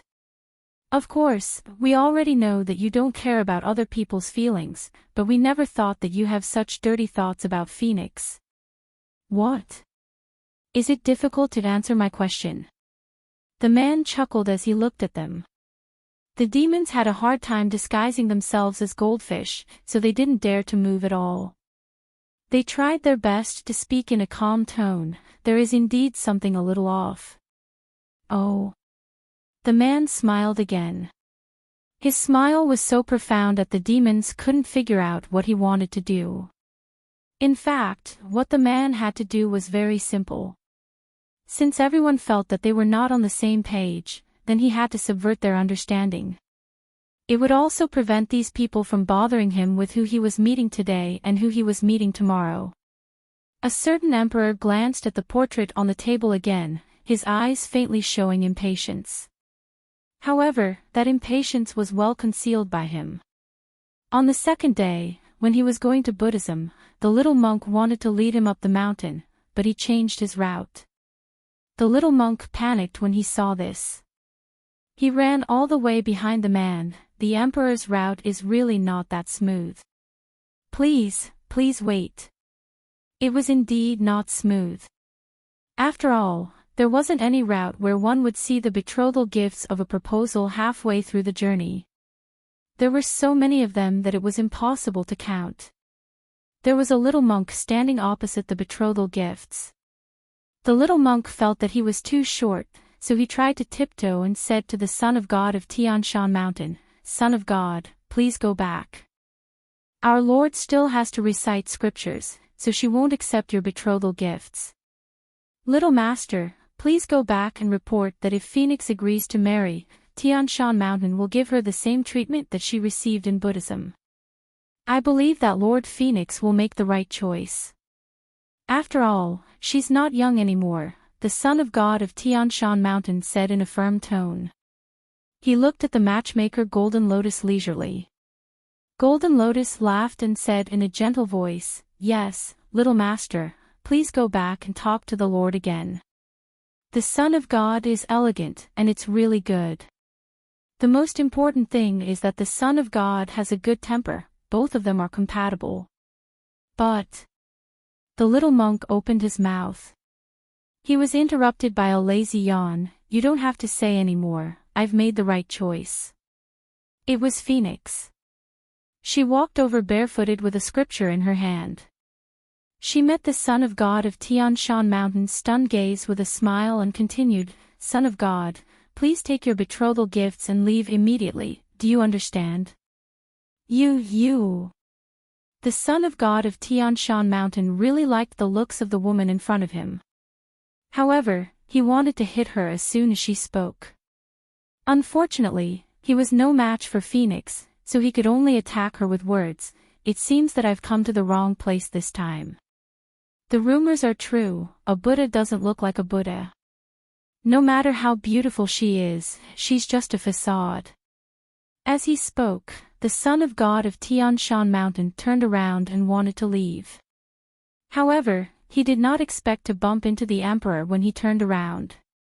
Emperor, why are you here? Recently, the Heavenly Axiom had become the leader of the Six Tao, and the Emperor of the Heavenly Axiom was someone that everyone wanted to curry favor with. The son of God of Tian Shan Mountain was no exception. The Emperor raised his eyebrows and said in a dangerous tone, "Why? Can't I come?" "No. No. Of course you can come." The son of God of Tian Shan Mountain was very friendly. "You must be here for Golden Lotus. Look at my memory, how could I forget about this?" The man did not say anything. He only looked at the Son of God with a smile, but there was no smile in his eyes. At first, the Son of God of Tian Shan Mountain did not notice it. However, after being stared at for a long time, he felt a little uneasy. He moved uneasily and asked, "Emperor, is there anything on my face?" "No." The man smiled and said with a wicked smile, "I'm just curious. Why do you have the courage to come out when you're so ugly?" The son of God of Tian Shan Mountain was stunned. He opened his mouth but did not know how to refute. "However, don't worry. You'll never need to use the words 'only looks good' in your life." The man patted the son of God of Tian Shan Mountain's shoulder and said in a gentle tone, "Because you don't deserve it." Hearing this, the little acolytes could not hold it in anymore. They looked at the son of God of Tian Shan Mountain's face and burst into laughter.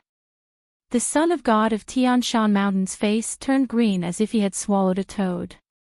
It was a horrible sight. He finally knew why he could not afford to offend the Emperor. He covered his face and ran down the mountain path awkwardly. However, he did not understand how he had offended the Emperor.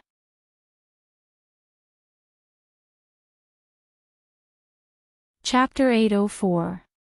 Seeing that the god of Tian Shan Mountain had left, Little Monk felt rather melancholy. What about his betrothal gifts?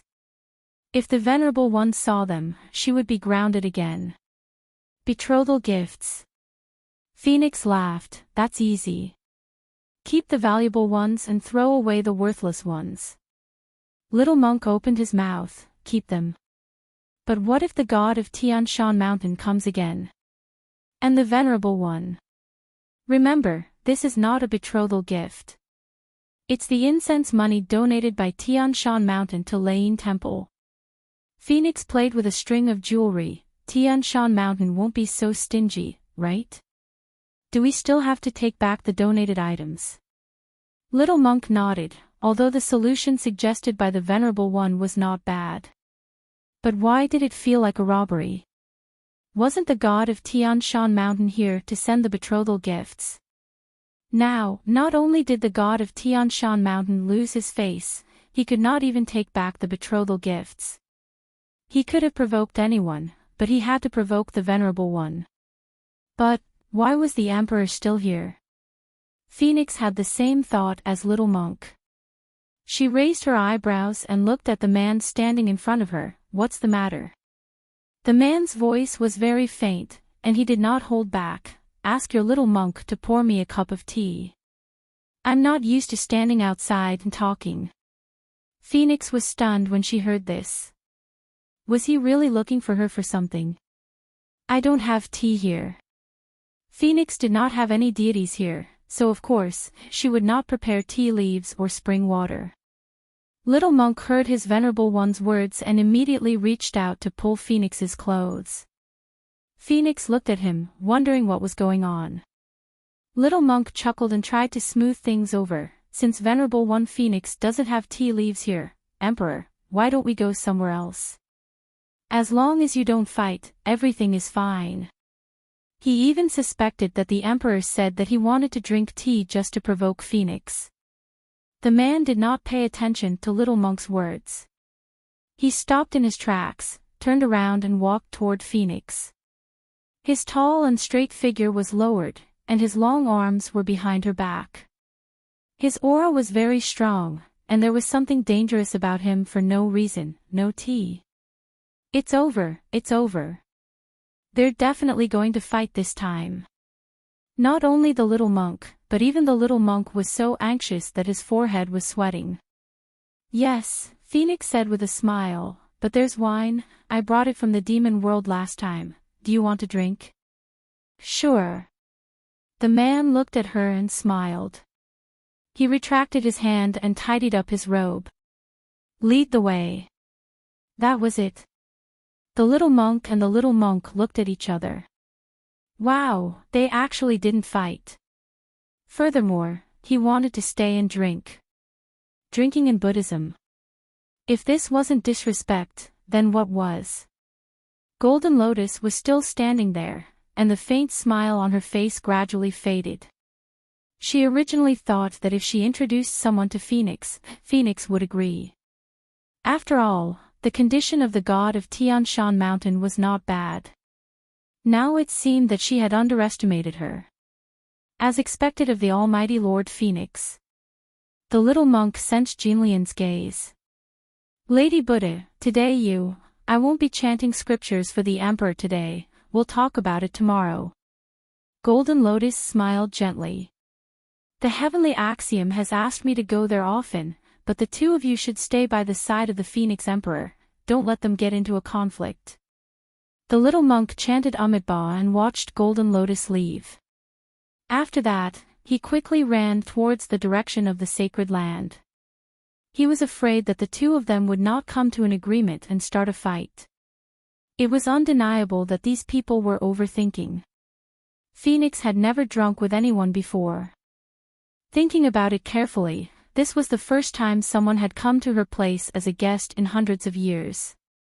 She felt that it was a novelty, so she took out all the wine jugs buried under the ground. Looking at the table, only the wine seemed to be a little monotonous, so she put some peanuts on it. Phoenix lowered her head and peeled the peanuts. After peeling them, she put them on the wooden plate, not caring whether the emperor liked them or not. Anyway, it was fine as long as she was a good host. When the man saw her actions, he raised his eyebrows. You're giving them to me? Yes. Phoenix nodded excitedly.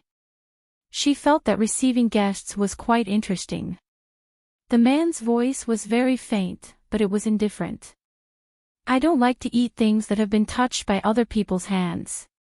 Phoenix pursed her thin lips indifferently. She took the wooden plate and continued to peel the peanuts. However, this time, she put all the peanuts she peeled into her mouth. Why are you looking for me? It was really rare for the two of them to sit together and have a good chat. If this were to spread, everyone would be stunned. It's nothing much. The man played with the colored glass cup in his hand and said in an indifferent voice, I'm here to propose to you. Phoenix did not respond. The little monk and the little monk suddenly stood up. Propose? Who's proposing to whom? I must have misheard. The little monk rushed over with a red face. Emperor, you're joking, right? Phoenix looked at him and thought, why is this child more excited than me? But, what's wrong with this man? Both of you go out first. Phoenix thought for a while and decided to send the little monk and the little monk away first. How could the little monk be willing to leave? What kind of explosive news was this? Milord, please don't, go out. No one dared to disobey Phoenix's order. The little monk pinched the little monk's clothes. After the two of them went out, they looked at each other. The little monk asked the little monk, do you think this is a new method that Emperor came up with to provoke Milord? Using a proposal to provoke Milord. The little monk felt that his world had been turned upside down. This was definitely a nightmare. The little monk said seriously, I feel that it's more of a joke. I hope so. The little monk decided to keep a close watch on the door. If the two of them were to fight, it would mean that the emperor was serious. If the two of them were to be polite, it would mean that it was a joke. Or maybe it was like what the little monk said. The emperor wanted to provoke Milord to take revenge for the stab in the Hall of Great Strength. No matter what it was, it didn't seem to be a good sign. Amitabha, after sending them away, Phoenix lazily lay on her side and supported her head with one hand. She looked at the man and asked, "What's the matter with you?" The man's eyes followed her movements. His gaze slid down the side of her face, slid past her slender and fair neck, and finally landed on her half-open cassock. Her exquisite and beautiful collarbone always made people want to break it. "I ate a lot at the matchmaking banquet recently. I don't want to eat anymore." The man withdrew his gaze and put down the wine cup. "You must be tired of receiving betrothal gifts recently. It doesn't feel good to be confined, right?" Phoenix raised her beautiful phoenix eyes. "Even if I wanted to find someone to deal with these troubles, why would I look for you? Emperor, you're a big trouble."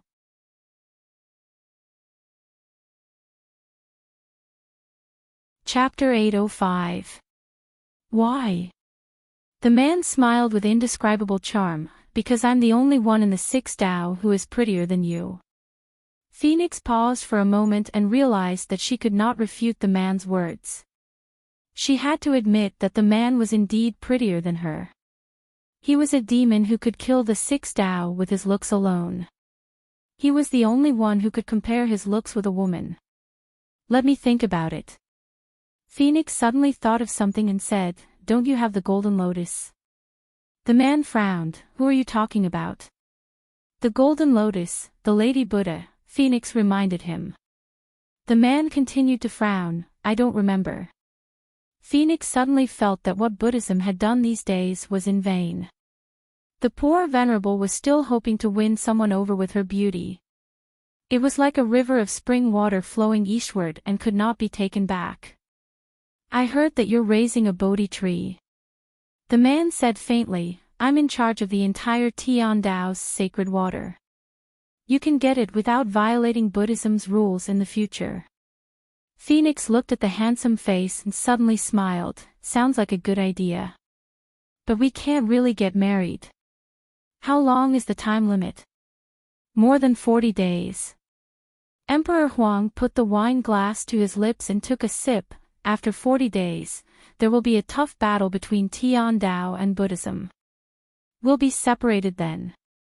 Phoenix ate a peanut. "You even leaked such information to me." "Well, since you've been in contact with many women, you should know how to get along with them." "I don't know." After the matter was finished, the man did not need to continue to stay. He stood up with his long legs. She did not know what he was thinking, but he threw her a roll of ancient paper. "But I have the logic that a normal person should have. Look carefully at these regulations. I will come over tomorrow and have a vegetarian meal together. You read the scriptures to me." Phoenix took the roll of ancient paper and flipped through it. She frowned. "The daily life of human partners? The first rule was to have a meal together. Are you the one who wrote this?" Phoenix was very suspicious. The man brushed the dust off his fingertips and smiled charmingly. "I took it from Yulao." Oh. This man was the only one who could say the word "rob" so calmly. Phoenix was very interested in Yulao's things and decided to study the regulations on this scroll of ancient paper. "You've read it all?" "No, you can just tell me after reading it." The man was never interested in this kind of thing, but I suddenly thought of something. "What?" Phoenix's interest was piqued. The moment the man saw her eyes light up, he felt as if he had seen something small. It was furry and he wanted to touch it. Speaking of which, she was originally a phoenix. If someone asks, who was the one who pursued who? In order to avoid being exposed, the uniform answer is that you are pursuing me. Phoenix's hand that was eating peanuts paused. "Why aren't you the one who pursued me?" Do you think I look like someone who would chase after someone? The man asked unhurriedly. Phoenix glanced at him. Indeed, he didn't look like the emperor who would have countless followers just by waving his hand. But she didn't look like someone who would chase after someone either. I'm the one who proposed and you're the one who pursued me. This is only fair. The man's words sounded very reasonable. Phoenix nodded. I heard from you, Lao, that there are many things to do when pursuing someone. That was before you pursued me. Now, you have pursued me. The man's voice was always very indifferent. Phoenix, she didn't do anything, but she managed to pursue him. Indeed, the ancients were right. There was only a thin veil between a woman pursuing a man. All right, it's settled then. Phoenix said and added, remember to bring the mythical water tomorrow. The man's long legs paused. Even his voice became distant, okay. Sure enough, it was just like what everyone in the Six Paths said. Except for the Bodhi tree. Phoenix of Buddhism didn't care about anything, Emperor. When the young novice monk saw the man coming out, he quickly went up to him. He couldn't tell if the man was happy or not, but he felt that the surrounding air was a little cold. He stuttered, you and Lord Phoenix, you too. The man smiled and said, it's nothing. When the young novice monk heard the words nothing, he really thought that it was nothing. He heaved a heavy sigh of relief. Little monk felt that his guess was correct. He carried the food box peacefully and sent it to Phoenix. Lord, I knew that you wouldn't agree to Emperor's proposal. Phoenix was reading the third daily task on the ancient scroll. When she heard Little Monk's words, she raised her head and glanced at him. Thank you for your trust, but I agree. Thump.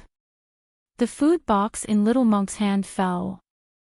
Then, he laughed and said, Lord, you're making fun of me again. How can you say such things casually? I'm not talking nonsense. I agree. The more nonchalant Phoenix was, the more Little Monk felt that she was joking. In short, no one believed that Phoenix and Emperor, who were like fire and water, would be together. Even when Emperor and Phoenix sat together for a meal the next day, the bystanders thought that the two of them had gone from a superficial battle to a psychological battle. Until 5 days later, Tian Dao invited Buddhism to a banquet and arranged for the gods to return. People then realized that the way these two people interacted with each other was indeed different from before. This time, Tian Dao was in charge.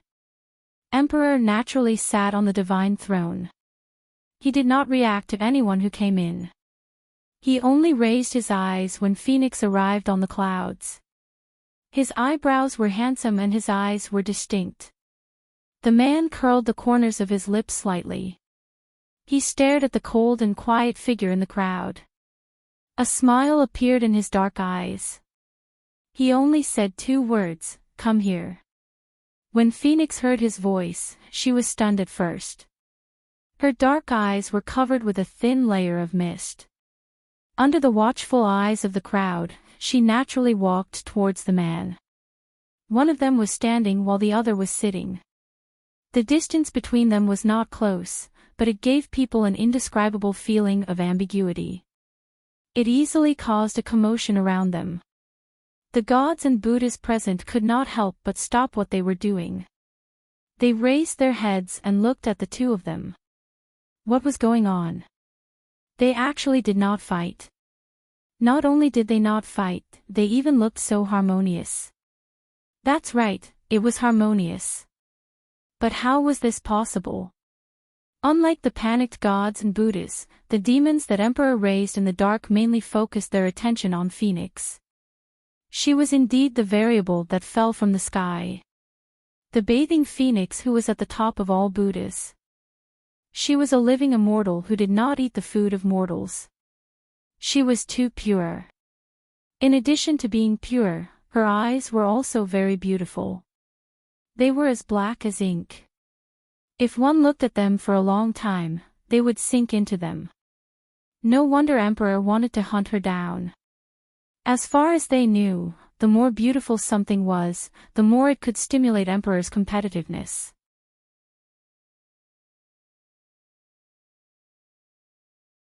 Chapter 806. What are we going to do today? A certain emperor was always so nonchalant, as if no one was around. It was as if he was born this way, just like the green bamboo and winter plum blossoms that could never melt away from the hustle and bustle of the world. Others did not know what he was talking about. However, Phoenix knew. She took out the ancient scroll that she always carried with her and glanced at it. Her gaze fell on the 6th item and she whispered, "According to the progress, we should be holding hands today. But won't it be weird when we eat?" The man looked at Phoenix and did not say anything. He directly took action. He reached out and held her hand. Then, with a strong force, he held it in a domineering manner. Phoenix paused for a moment. Then, she lowered her head and looked at the man. "How am I going to eat like this?" "I'll feed you." The man's fingertips fell on the 7th item of the ancient scroll. It shone with the light of pearls and precious stones. While you're at it, you can also complete the 7th item. Today is the right day to show off your love in public. Phoenix thought about it and agreed. The heavenly feast this time had invited everyone from the 6 realms. It was more than the Buddhist feast last time. It was indeed in line with the 7th item. Someone had thought of it quite well. Phoenix felt a sense of accomplishment to be able to complete 2 items in one day. Hence, she sat beside the emperor with a smile. However, this scene was too exciting for the gods and Buddhas. Am I seeing things? Just now, the emperor held Phoenix's hand. Most importantly, Phoenix looked so sweet instead of cutting him with a machete. There must be something wrong. There must be something wrong somewhere. No, I'm going to pursue my beloved goddess. Since the emperor can be together with Phoenix, why can't I pursue Chang'e? Chang'e was speechless. Phoenix looked at the chaotic scene below. Now, she could finally experience the fun that the man had mentioned. Sure enough, it was always pleasant to see others getting angry. Although Golden Lotus became a Buddha late, she was arranged to sit at the front because she was born in front of the Buddha. Naturally, she saw everything that happened. Her originally gentle face froze for a moment. Then, she smiled and said, "Lord Phoenix, why didn't you tell us about such a good thing? I even took the initiative to introduce the god of Tianshan to you. It turns out that you've been together with the emperor for a long time. This is so unexpected. I don't even know what to say." Hearing that, Phoenix lifted her eyes and glanced in the direction of Golden Lotus. Her lips curled into a smile and she looked lazy. However, the Buddhist prayer beads on her wrist glowed as if they could see through people. At a time like this, shouldn't it be enough to just say congratulations? Of course. Golden Lotus paused for a moment and immediately said, "Of course, I have to congratulate you. It's just that I'm so surprised. During the Buddha feast, you and the emperor were fighting fiercely. In just a few days, you and the emperor are together. If I tell this to the Venerable, he'll definitely be happy for you." Hearing this, the others in the 6th Dao began to discuss. That's right. A few days ago, didn't they say that Emperor and Phoenix would either mock or fight each other when they met? How did they get along so well today? The man crossed his legs slightly. His deep eyes swept downwards like the dark night. There was a reason why Phoenix took action that day. That's right. She did have a reason. However, someone shouldn't know about this reason. Phoenix was more or less confused. The gods below asked, "What's the reason?" "Jealousy." There was a smile in the man's voice. "Actually, Phoenix has always been chasing after me. She doesn't like it when I interact with other women. She also doesn't like it when someone introduces someone to me. The gods and Buddhas didn't expect this reason. To be honest, even Phoenix herself didn't expect this reason. She turned her head and glanced at the man. Don't worry. I won't see other women in the future. A certain emperor was very calm. He was addicted to acting. Phoenix didn't know what to say at all. She could only keep silent. Instead, the surrounding people started to discuss incessantly. So it was because of this. In other words, Phoenix and Emperor didn't see eye to eye before because Phoenix was jealous when the Emperor met other women. Probably, Yu Lao listened to the commotion. He didn't have the mood to drink anymore. He looked at the two people sitting in the seat of honor and thought to himself, probably not. These two people were born with the fate of either you die or I live. They would never be together. Moreover, one of them was Phoenix of Buddhism. Phoenix couldn't be married. Otherwise, the people of Buddhism wouldn't have kept her in Buddhism. She was the only one who became a Buddha by killing. Buddhism still needed her as a sharp blade. If a sharp blade had feelings, how could it be unstoppable in the sixth Tao and deliver all living beings from torment? Even if she had feelings, she had to keep her feelings in Buddhism. However, if the other party was the emperor who wasn't controlled by the sixth Tao, wait. Could it be that something went wrong? Yu Lao suddenly stood up and walked out with a pale face. He didn't care that someone was calling him from behind. He hurried back to Yu Lao Temple and said to his two disciples, "Where is the string that I asked you to set up for the emperor?"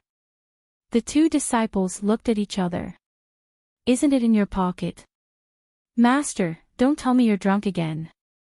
"My pocket." Yu Lao seemed to have remembered something.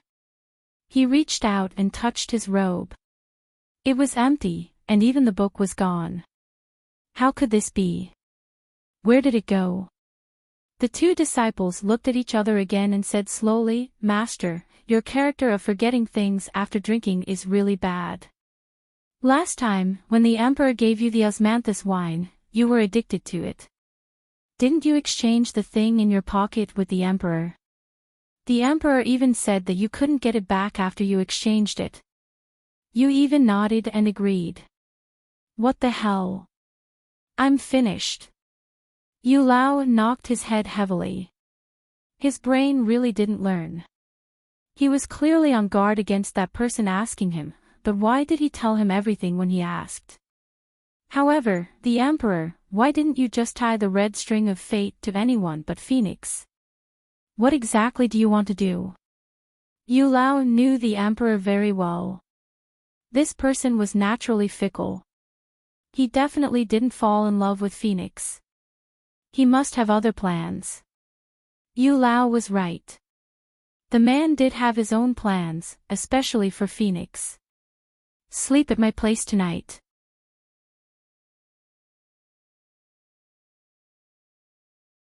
Chapter 807. Wait a minute. What did he hear?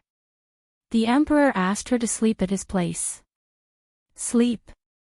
Little Monk was still holding the vegetarian food that his master wanted to pack. After hearing this news, he was completely dumbfounded. The victorious fighting Buddha and Sea Immortal, who were sitting beside them, almost spat out the food in their mouths.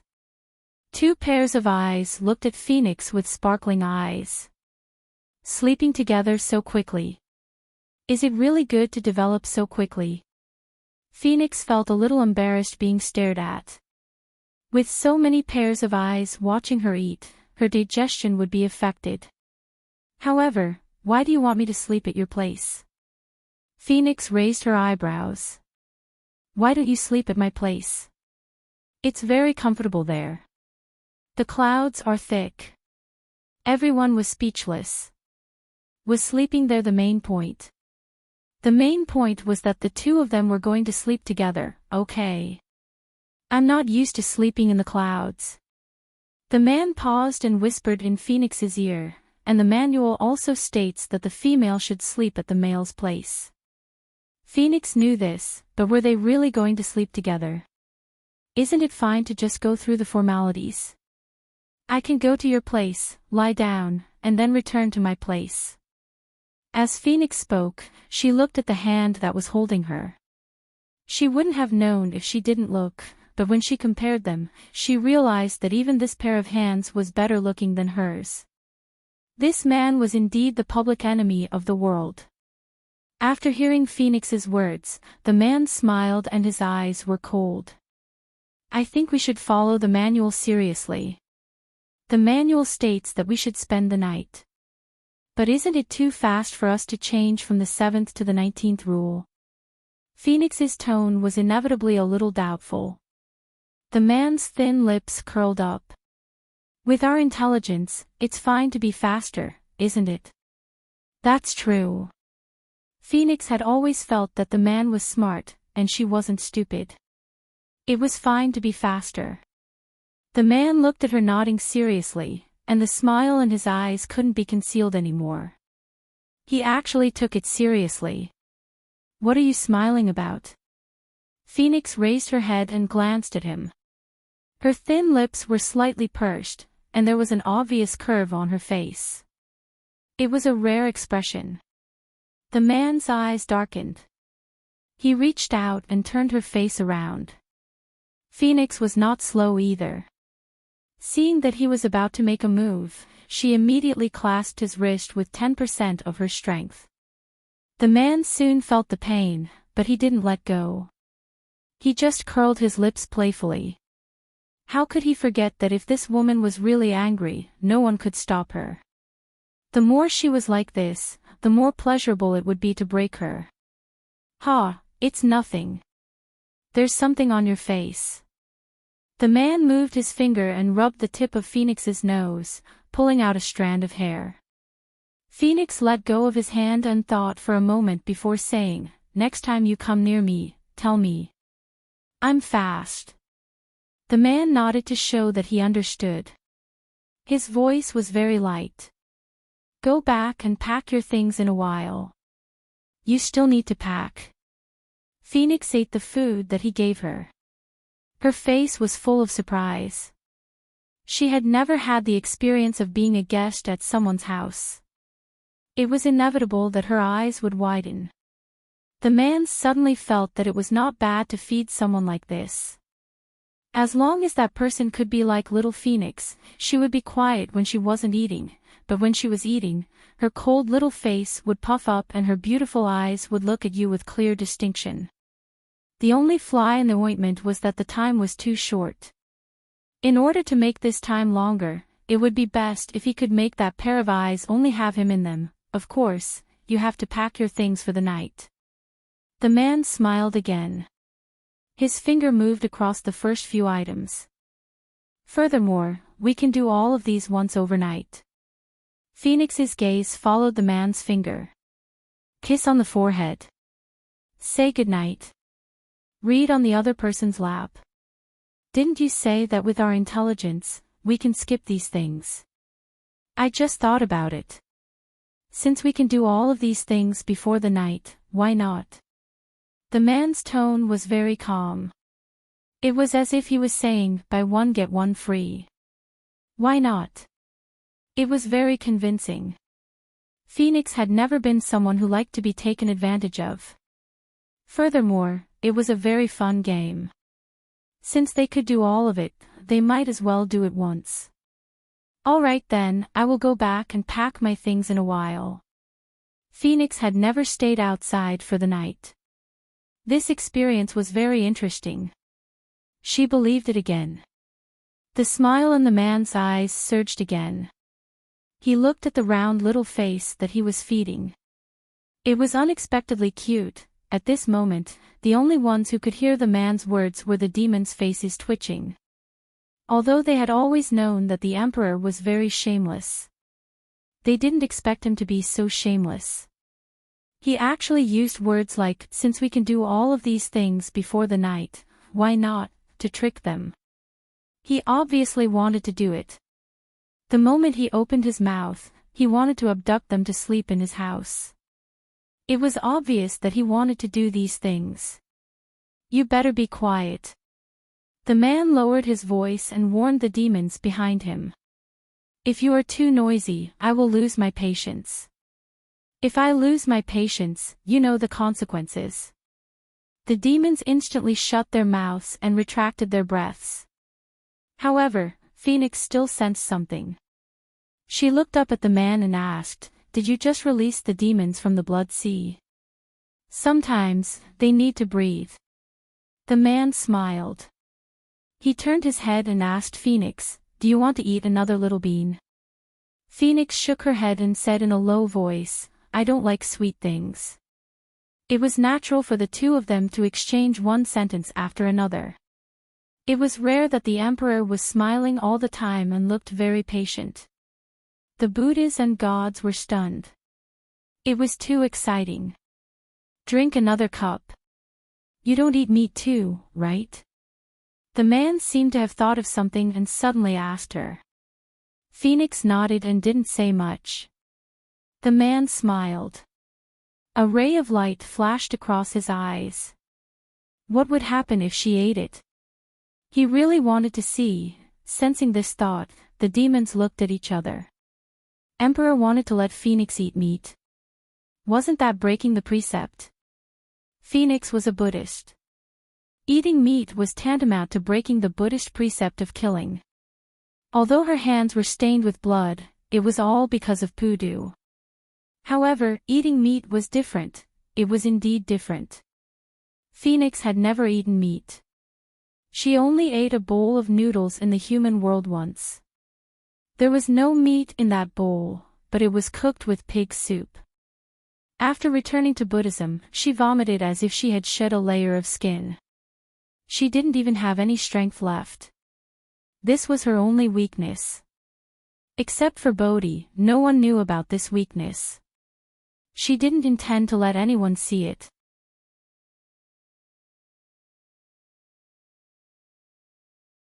Chapter 808. My lord, don't tell me you're really going to sleep at Emperor's place. The small monk struggled to move his short legs as he furrowed his brows.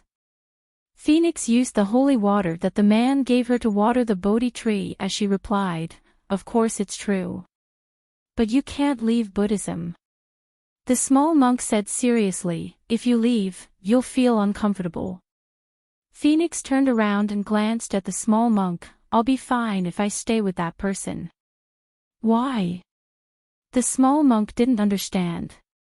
Phoenix opened the second bottle and said, "Because he has never converted, so he won't be controlled by Buddhism." There's actually someone who hasn't converted. The small monk opened his eyes wide. In his mind, one had to convert to become a god or a Buddha. Phoenix naturally knew what the small monk was thinking. She yawned lazily and said, "He's different. He was originally formed from the essence of heaven and earth. He doesn't need to convert to become a Buddha or a god. It's all up to him." The small monk was stunned. No wonder everyone says that Emperor is powerful. So that's why. It also depends on the person. There are a few who were formed from the essence of heaven and earth. However, Buddhism can't do anything to this person. Back then, Buddhism also wanted to convert him. Until now, they still want to subdue him. Phoenix smiled at the end of her sentence. There was a hint of mockery in her smile. Who was she mocking? Buddha. The small monk felt that he had seen wrongly. He shook his head and looked at Phoenix, who was pouring the second bottle of holy water. Only then did he realize that something was wrong. "My lord, why did you pour 2 bottles of holy water today?" "Oh, I'm going to spend the night outside. If it's comfortable to sleep at Emperor's place, I might sleep for 2 more days."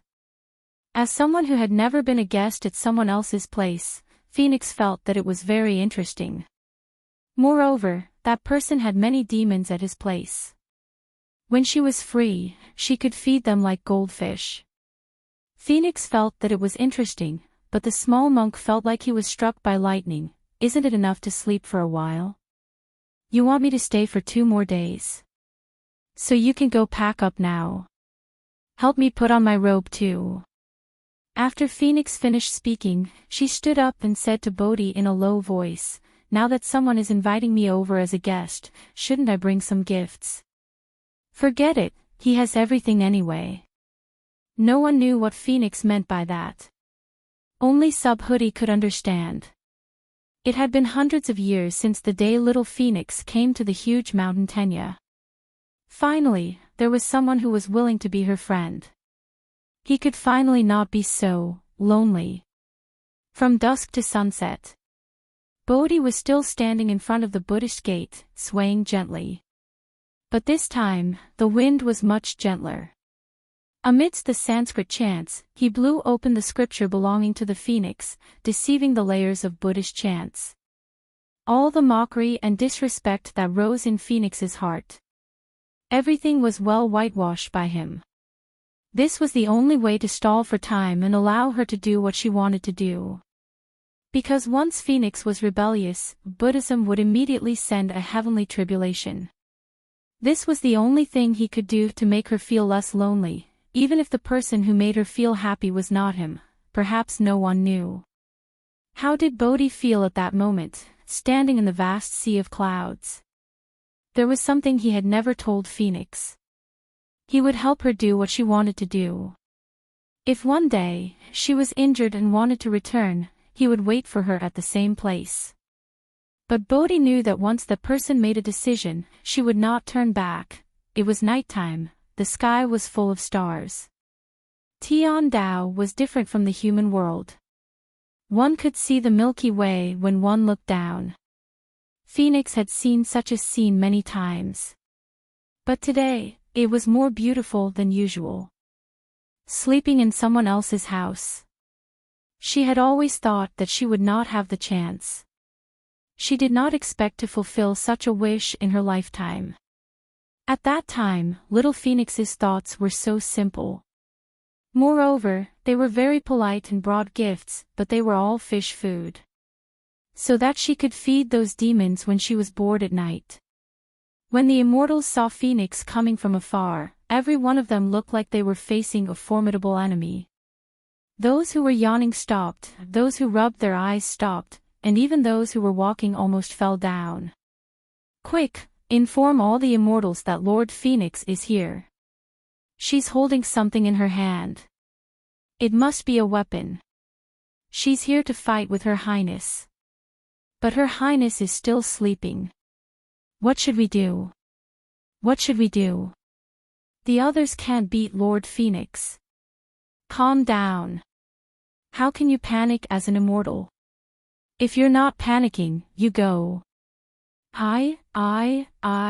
Phoenix looked at the immortals who were pushing each other back. She wanted to ask someone for directions, but no one dared to come close to her within 5 meters. Phoenix looked left and right. She had no choice but to grab one of the immortals. That immortal shouted, "Lord Phoenix, I have children and elders. I'm also skinny.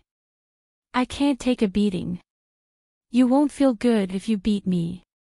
Phoenix smiled and thought that this immortal was quite interesting. "Who said I'm here to beat you up? Where's your emperor?" "Emperor isn't here. He's gone out." "Really?" The immortal was afraid that Phoenix would not believe him, so he spoke reasonably in order to prevent an assassination. "Recently, there have been a lot of matchmaking for emperor. He went to a banquet." Phoenix raised her beautiful eyebrows and smiled even wider.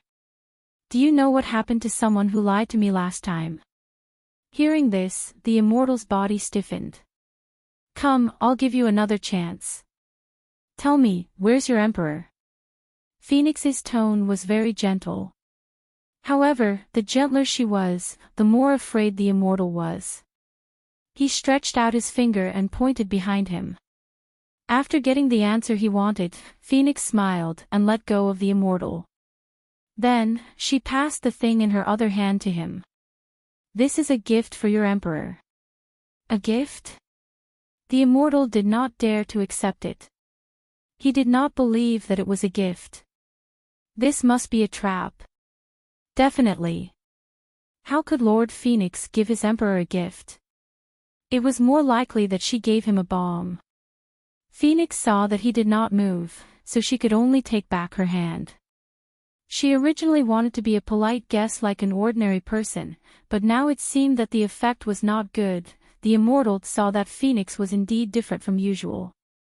He hesitated for a while and asked, "Lord, are you really here to give the emperor a gift?" Phoenix nodded. Was it strange for her to give a gift? The immortal still refused to believe it. At this moment, an old immortal came out from inside. When he saw Phoenix standing outside the door, he quickly greeted her. "Lord, why are you here so early?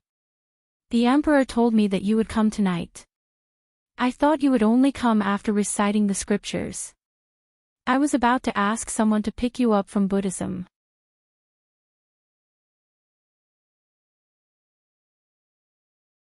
Chapter 809. You don't have to recite the scriptures today. Phoenix wasn't paying attention when she was reciting the scriptures. She smiled and passed the item in her hand over. "This is for your emperor." The old immortal hurriedly took it with both hands. "The emperor will be happy to see this. He has been waiting for you for a long time and is now resting. The emperor specially instructed me to bring you into the palace when you arrive." Phoenix's attention wasn't on the fact that the man had been waiting for her. Little Phoenix felt a sense of accomplishment because the gift she had prepared was finally delivered successfully. She was very happy about this. The immortals were still in a state of disbelief. They looked at Phoenix's back in astonishment and tugged at the old immortal's sleeve. "Old immortal, did the emperor really instruct Lady Phoenix to enter the palace? Are they really not going to fight? All right, stop guessing. Lady Phoenix is here as a guest. She might even stay here for a few days. Be smart and don't talk nonsense in front of her. Be careful, the emperor might punish you if he's unhappy," the old immortal said. The immortals were stunned and looked at each other. "Did you hear that just now? My ears must be playing tricks on me. Ha ha ha, stay for a few days. The emperor has never let anyone stay overnight, let alone Lady Phoenix, who has always been at odds with the emperor." If that's the case, one of the immortals muttered to himself, the rumor might be true. The others looked at him. What rumor? The immortal didn't expect that his words would cause such a big reaction. He lowered his voice and said, "Someone said that during the banquet today, the emperor announced that he and Lady Phoenix are together." Hearing this, all the immortals were petrified. Their mouths were wide open as they stood rooted to the ground. Phoenix didn't think much of the commotion caused by the immortals. After all, she also liked to see other people's shocked expressions. The Dowager Duchess brought Phoenix around a ladder and stood at the side. She bowed and said, "My lord, the emperor is inside. He never likes people to enter his chambers, so it's not convenient for this old one to enter. This way, please."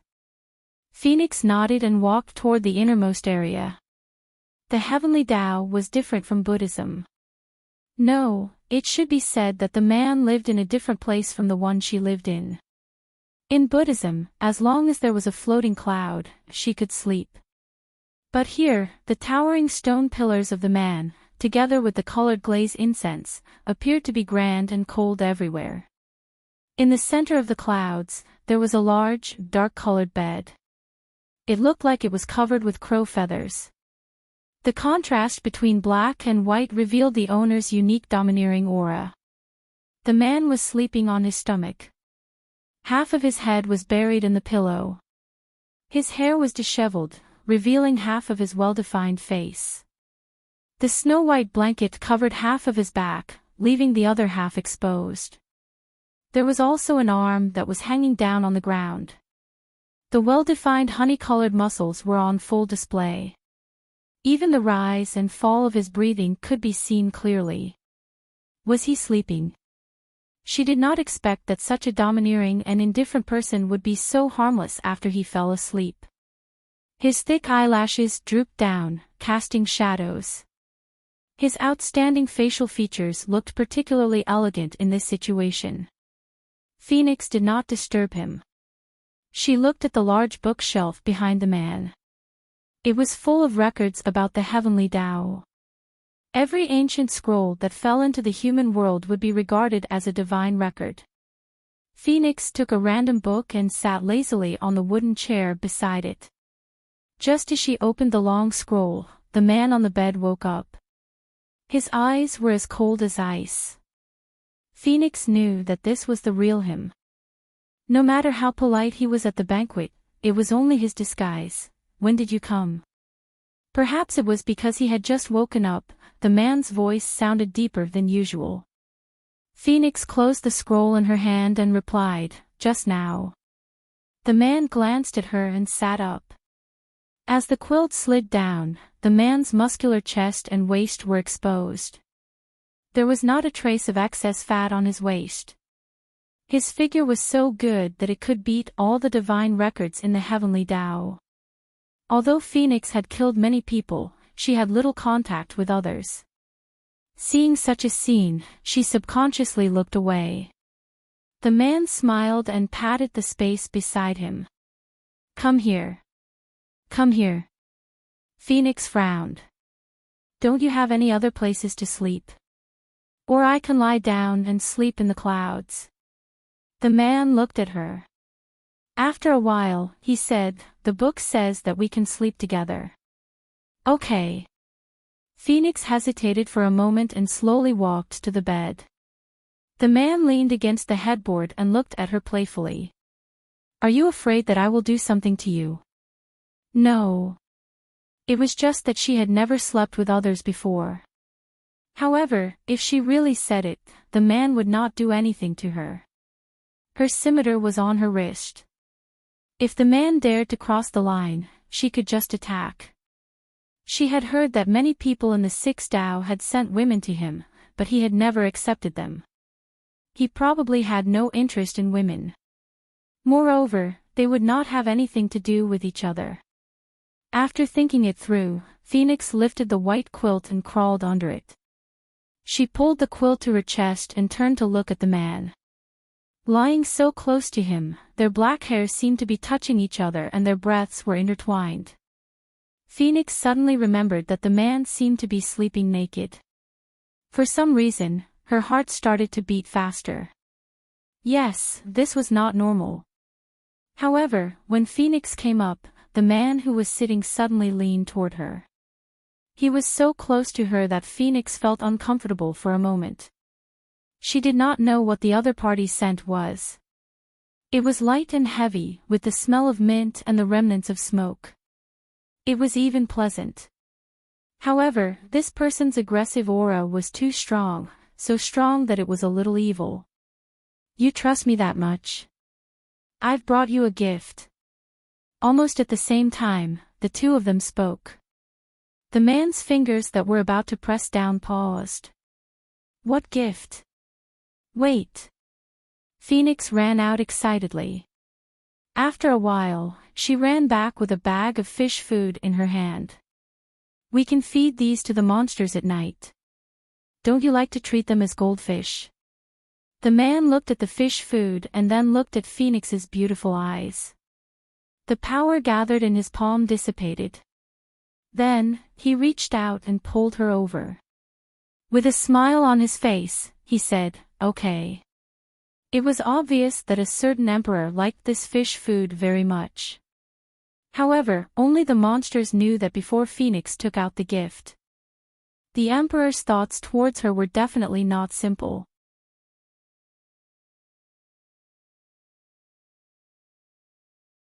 Chapter 8:10. Since she was going to feed the fish, she naturally had to call out all the monsters. Although the man didn't say anything, his eyes were full of warning. He wanted them to remember not to say anything that they shouldn't say. The monsters immediately put on a "I'm very obedient, I'm a goldfish" pose. Phoenix really felt that someone's place was very good. There were so many new things here. Moreover, those monsters were very obedient after being tamed by him. They did whatever he wanted them to do. The man laughed and put his hands behind his head. Hey, you're not going to feed the goldfish the whole night, are you? Of course not. Phoenix thought for a moment and looked at the man's face. Suddenly, she leaned over and her thin lips fell on his forehead. She murmured, "And a kiss. Then it's done." A certain emperor didn't expect that she would kiss him. A trace of surprise flashed across his usually indifferent and handsome face. Even the monsters who were in the shape of goldfish were stunned by Phoenix's action. To be honest, they didn't expect that Phoenix would take the initiative in this kind of thing. They were already prepared for the emperor to be done this way and that by Phoenix. Why didn't she do as they had agreed? After Phoenix kissed him, she saw that the man was looking at her coldly. It was as if what she was doing now was too much. She felt that she had to explain. "Didn't you want to kiss him? It's written on the booklet. You did want to kiss him, but your kiss was too perfunctory." The man reached out and pulled her back. When couples in the human world are together, they are never perfunctory. "If you don't know how, I can teach you." Phoenix thought for a moment and nodded. She actually agreed. At this moment, all the monsters were stunned. Phoenix had always been smart. Why was she so dumb when it came to relationships? The emperor was obviously tricking her. The man was also a little surprised. "You agreed. I heard that you're very good at this." Phoenix paused and said, "Moreover, it's my first time being a guest in someone's house. I can't let others think that I'm being perfunctory." The man looked at the serious little face in front of him and suddenly smiled. "That's interesting. Who told you that I'm very good at that?" "Oh, the last time I went to the snow region to hunt demons, I met the divine lord who was matchmaking for you. He talked to the snow mountain goddess's father and emphasized on this matter. The demons I want to hunt are in their generation, so they have no choice but to listen. In the end, they were the ones who discovered me, and all of them blushed." At this point, Phoenix was baffled. "Until now, I still don't understand why those two people blushed." The fiendish demons rubbed their foreheads. Even a big girl would blush if she heard them talking about such things. And then, the man was interested to hear how she dealt with it. Phoenix looked at him and said, "Later on, I caught the monster right in front of them and brought it back to be reformed by Buddhism." The demons. At that time, they must have wanted to dig a hole and bury themselves. How could you still be in the mood to hunt demons? The man could no longer hold back his smile. He buried his face in her neck and stopped what he was going to do. "Why are you laughing like that? Is there anything wrong with what I did?" Phoenix frowned.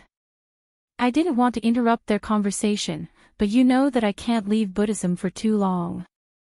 Moreover, that evil demon was jumping around in front of them. It was really challenging my patience. I told them to continue with their conversation and not to bother about me. Who knew that I would scare them away?" The man reached out and pulled Phoenix's hand over. There was a rare doting tone in his voice. "Yes, they are more timid. Only then did I know that your selling point is your ability. No wonder so many people are matchmaking for you." Phoenix covered herself with the quilt. She rarely chatted with others while lying down, so she had a lot to say. She did not realize that her last sentence made the man's eyes darken. "My selling point is my strong ability. Isn't it?" Phoenix asked back. This question. Which man would say that he was not strong enough? The demons looked at each other. In fact, they felt that it was not so easy for the emperor to deal with Phoenix. At the very least, until now, the emperor had not used his sinister methods. It could be seen that being dull had its benefits.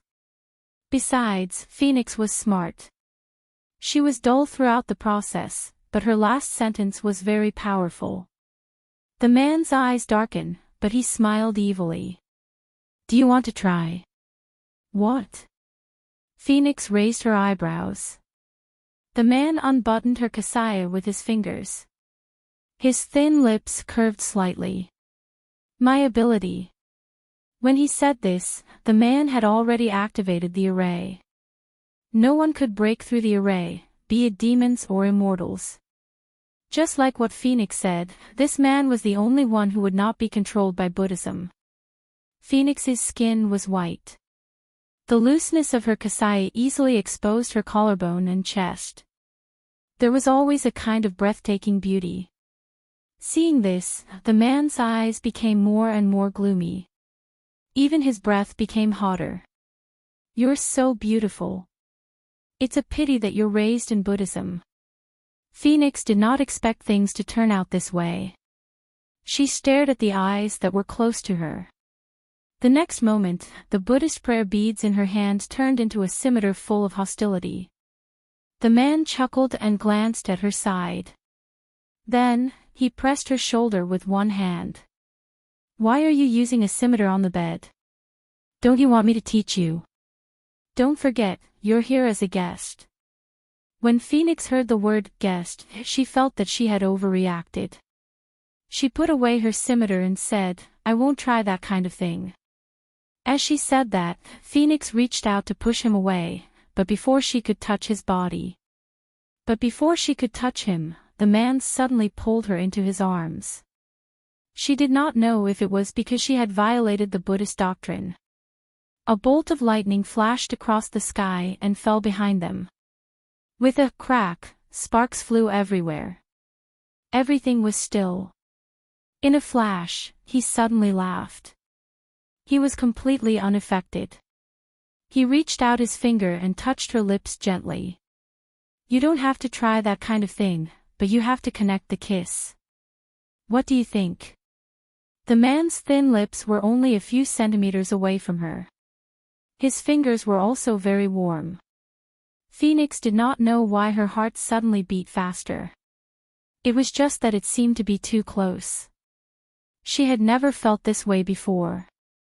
Before she could figure it out, her thin lips were completely covered by another person's breath. The man's unique sandalwood scent filled her mouth. Phoenix suddenly widened her eyes. Just like that, she stared at him blankly. The man's eyes were slightly closed, his eyelashes were still trembling, his tall nose was close to hers, and there was a light smile at the tip of his brows and the corners of his eyes.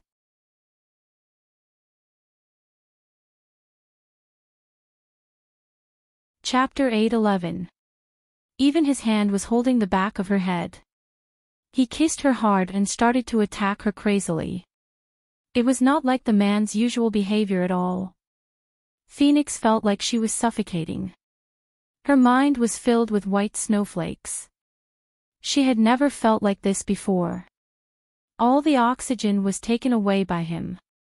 Her chest was pressed down. The tall body on top of her was getting hotter and hotter, as if it was going to burn her up. The longer they kissed, the more numb her tongue became. He gently parted his lips and his voice was strangely hoarse. How do you feel? Feel? Phoenix subconsciously wanted to reject such intimacy. However, her arms were firmly held by the man. He looked at her for a while and his hand reached under her chin. Phoenix's kasaya was wide, so it was convenient for the man to do this kind of thing. This is the first time I feel that the clothes of Buddhism are not bad. The man smiled and pressed his lips against her ear.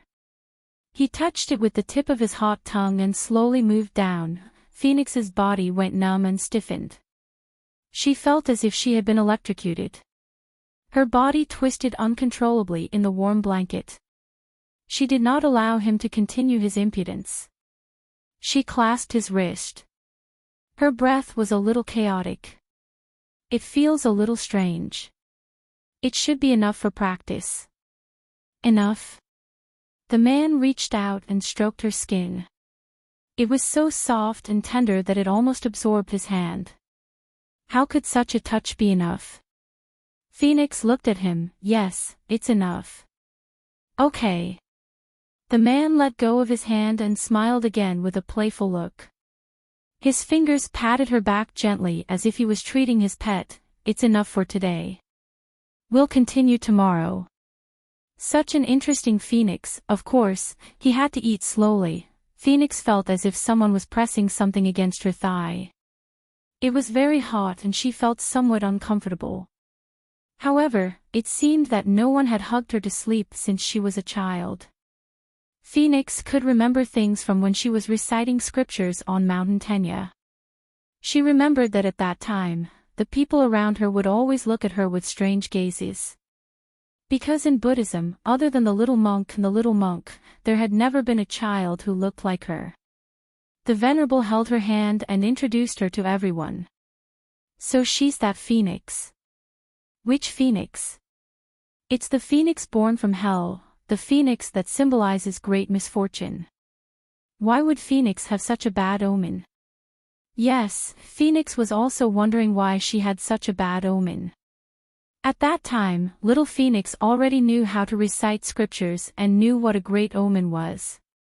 An existence that was not expected or liked by others. The days that followed seemed to prove this point. No one spoke to her. The little phoenixes in Mountain Tenya were all alone. She stayed quietly and obediently. She never talked to anyone, let alone made friends. She had also seen some little novice monks who were on good terms with each other would sleep together. Everyone looked happy. Indeed, it was very warm to be hugged by someone. It was like an invisible air that surrounded her under the tight blanket. Moreover, the way the man patted her back was really beautiful. Phoenix felt that she had gained something. She reached out and hugged the man's waist that felt good to the touch. She muttered, "Yu Lao's handbook is really good." The man lowered his head and looked at Phoenix in his arms. He smiled and said, "It's really good. What were you thinking about just now?" "Nothing." Phoenix tilted her head. "I was thinking about what happened when I was born.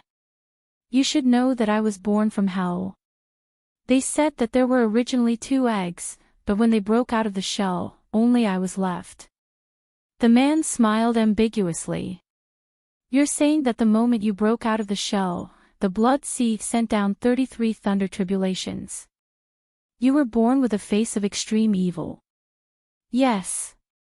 Phoenix closed her eyes. She looked like she was going to sleep. The man reached out and brushed away the long hair on her face. His voice was faint. "If you weren't born with the face of extreme evil, no one would use Buddhism. These people always need someone to hold a knife to achieve their deliverance of all living beings. Since that's the case, why should they decide whether it's good or bad?" When Phoenix heard the last sentence, she opened her eyes again. There seemed to be countless dazzling stars in the bottom of her eyes. "You're right. Are you that happy?" The man chuckled. Phoenix sat up. "A little. Let's continue to feed those demons fish food. Or should we go and fight?" The demons were speechless.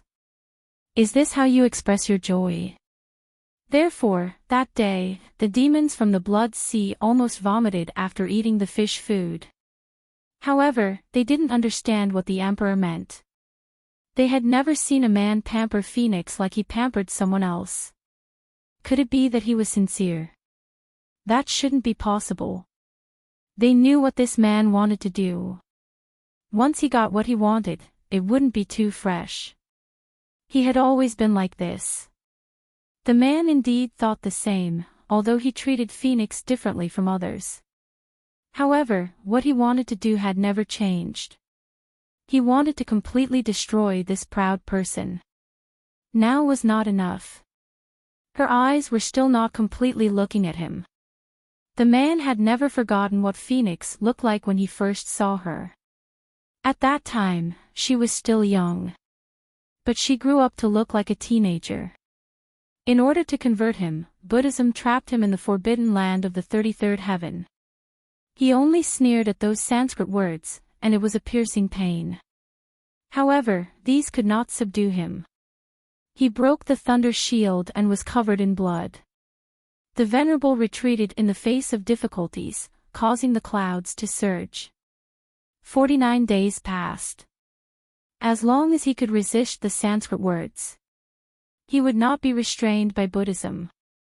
On the 47th day, he met her.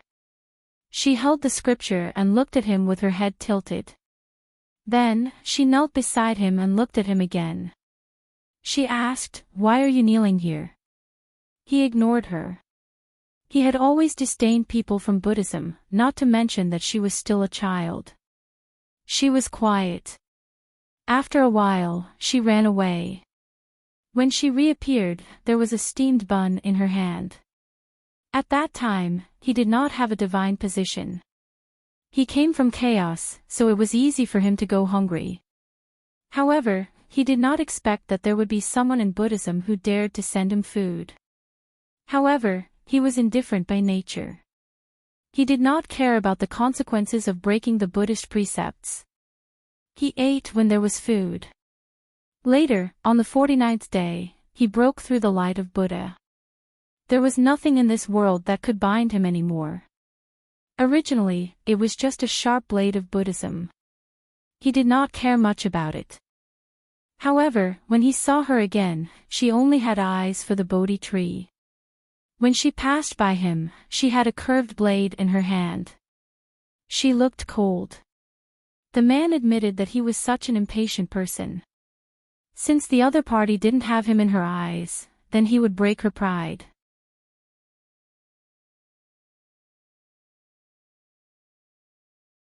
Chapter 8:12.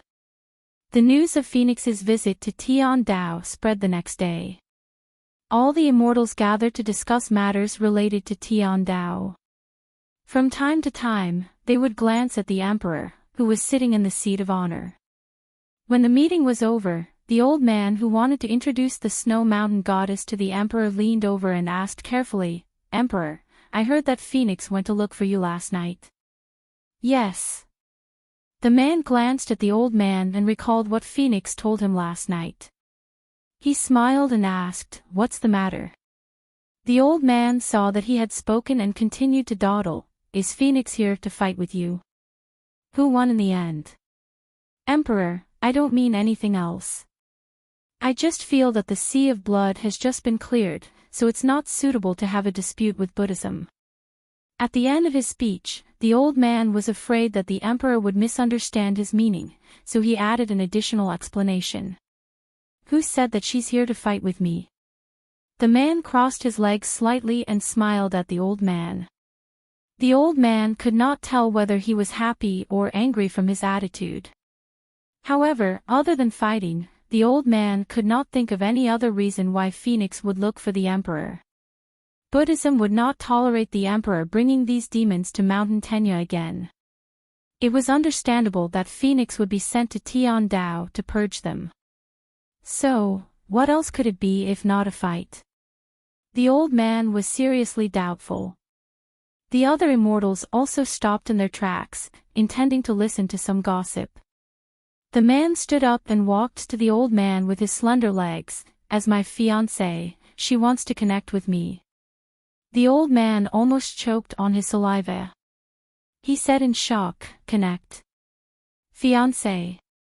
This was even more horrifying than if they had perished together. Emperor glanced at him. "Why? Didn't you hear the news that we planned to be together at the banquet? Isn't that a rumor?" The old man did not take it seriously. Emperor's thin lips curved and he looked devilishly handsome. "It's not a rumor. She's staying in my bedroom now." Almost in an instant, the great hall exploded. The immortal monarchs who were about to leave all stopped in their tracks. One after another, they said, "What the emperor just said can't be true, right?" "I think it's true. The emperor would never joke about such things." "But why did I hear that Phoenix was armed when she came yesterday?" I don't know about that. The main point isn't what Phoenix brought back. The main point is that she's now living with Emperor. The man did not care about the discussions around him. In fact, he was very happy to see such a scene. From today onwards, no one would bother him with blind dates. Moreover, whether it was Tian Dao or Buddhism, they would all know that Phoenix belonged to him. Yu Lao looked at Emperor's expression, and the worry on his face became even more intense. She couldn't hold it in any longer. Seeing the man walking out of the heavenly court, she followed him. Emperor, Emperor, wait for me. It took some effort for Yu Lao to keep up with the man. The man stopped the floating cloud under his feet. There was no expression on his face. He glanced at Yu Lao indifferently and immediately felt like he was looking down on him. Yu Lao knew that he shouldn't speak. Being stared at by the man like this, his head buzzed a little, and his voice became much softer. The things that the Emperor took from this old man really can't be used casually, especially when it's used on the Phoenix. Yu Lao. The man turned around. Although there was still a smile on his face, his eyes were cold. For some reason, it made people feel a murderous aura. What do you think will happen to a divine lord who is in charge of marriage because he drank too much and lost the red string of fate? Yu Lao heard the threat in the man's words and cold sweat broke out on his forehead. Emperor, it's not that I want to hinder you, but this marriage is really different from other things. Phoenix is destined to stay in Buddhism. Moreover, Phoenix doesn't like Emperor either. What's the use of tying the red string of fate on her hand like this? What's the use? The man sneered and patted Yu Lao's shoulder. What's the use? That's for me. You don't have to worry about this. Yu Lao was anxious. Emperor. I'm sure the Emperor doesn't like Phoenix either. It's only because she's too different that the Emperor's interest is piqued. But others are different. The Emperor knows about the Bodhi tree in Mountain Tenya. The Bodhi tree has feelings because of Phoenix. In another 500 years, the Bodhi tree in front of the Buddha's gate will transform into a human and become a Buddha. He is true to Phoenix. So, for the sake of others, the Emperor should return the red string of fate to me. Hearing the last sentence, the man's fingers paused for a moment. The floating light of the way of heaven shone on his body, dark and obscure. However, it was still impossible to look away. Yu Lao looked at the man eagerly. However, he saw the man smile, indescribably elegant and evil. I wanted to return it to you, but unfortunately. As he spoke, he raised the empty bag in his hand. It's too late. You really used the red string of fate on her. Yu Lao felt his heart beating wildly. His ears could no longer hear the sounds around him. The man retracted his hand. Wearing a white robe and a purple gauze, he stood tall like the only scenery on the edge of the way of heaven. Yu Lao, things have come to this point. If you don't tell me, no one will know where the red string of fate is. I don't want anyone to know about this. Otherwise, I've killed a god before. Yu Lao only felt a layer of sweat on his back. Not only did the other party use the red string of fate, but he also tied a dead knot. The Emperor was right. Such a thing couldn't be told. Not only because of his dereliction of duty, but also because if Buddhism found out, what would Phoenix do? Yu Lao had match made for many people and knew many gods and fairies. He always had a sense of pity for men and women in the world. Although Phoenix was the leader of all Buddhas, she was an anomaly in Buddhism. Under normal circumstances, people were never very friendly to the anomaly. It was fine if these two people were fooling around, but they definitely couldn't fall in love. This was because Buddhism would not allow Phoenix, who saved all living beings, to have feelings in her heart. Therefore, the red string of fate must not be known to anyone. The Emperor was in a very bad mood. This was the aura that the immortals who came to welcome him could sense as soon as they opened the door. Although the emperor didn't say anything, there was still a smile on his face, but his thin lips were cold. In particular, the demons that were usually locked up by him also surged out from behind him one by one. They formed into clusters of black fog, giving people a sense of oppression from the inside out. It was as if the emperor in front of them could kill them at any time. "Celestial Emperor," the immortal called out in a trembling voice. The man glanced at him casually. "Where's Phoenix?" "You're tuning into the LoveLore Library YouTube channel. We're so grateful for your support, and don't forget to subscribe to join us on this incredible journey through captivating stories. Your generosity through donations truly makes a world of difference, as it's the primary source of revenue that allows me to expand and enhance this channel for you. Thank you from the bottom of my heart for being a part of this adventure.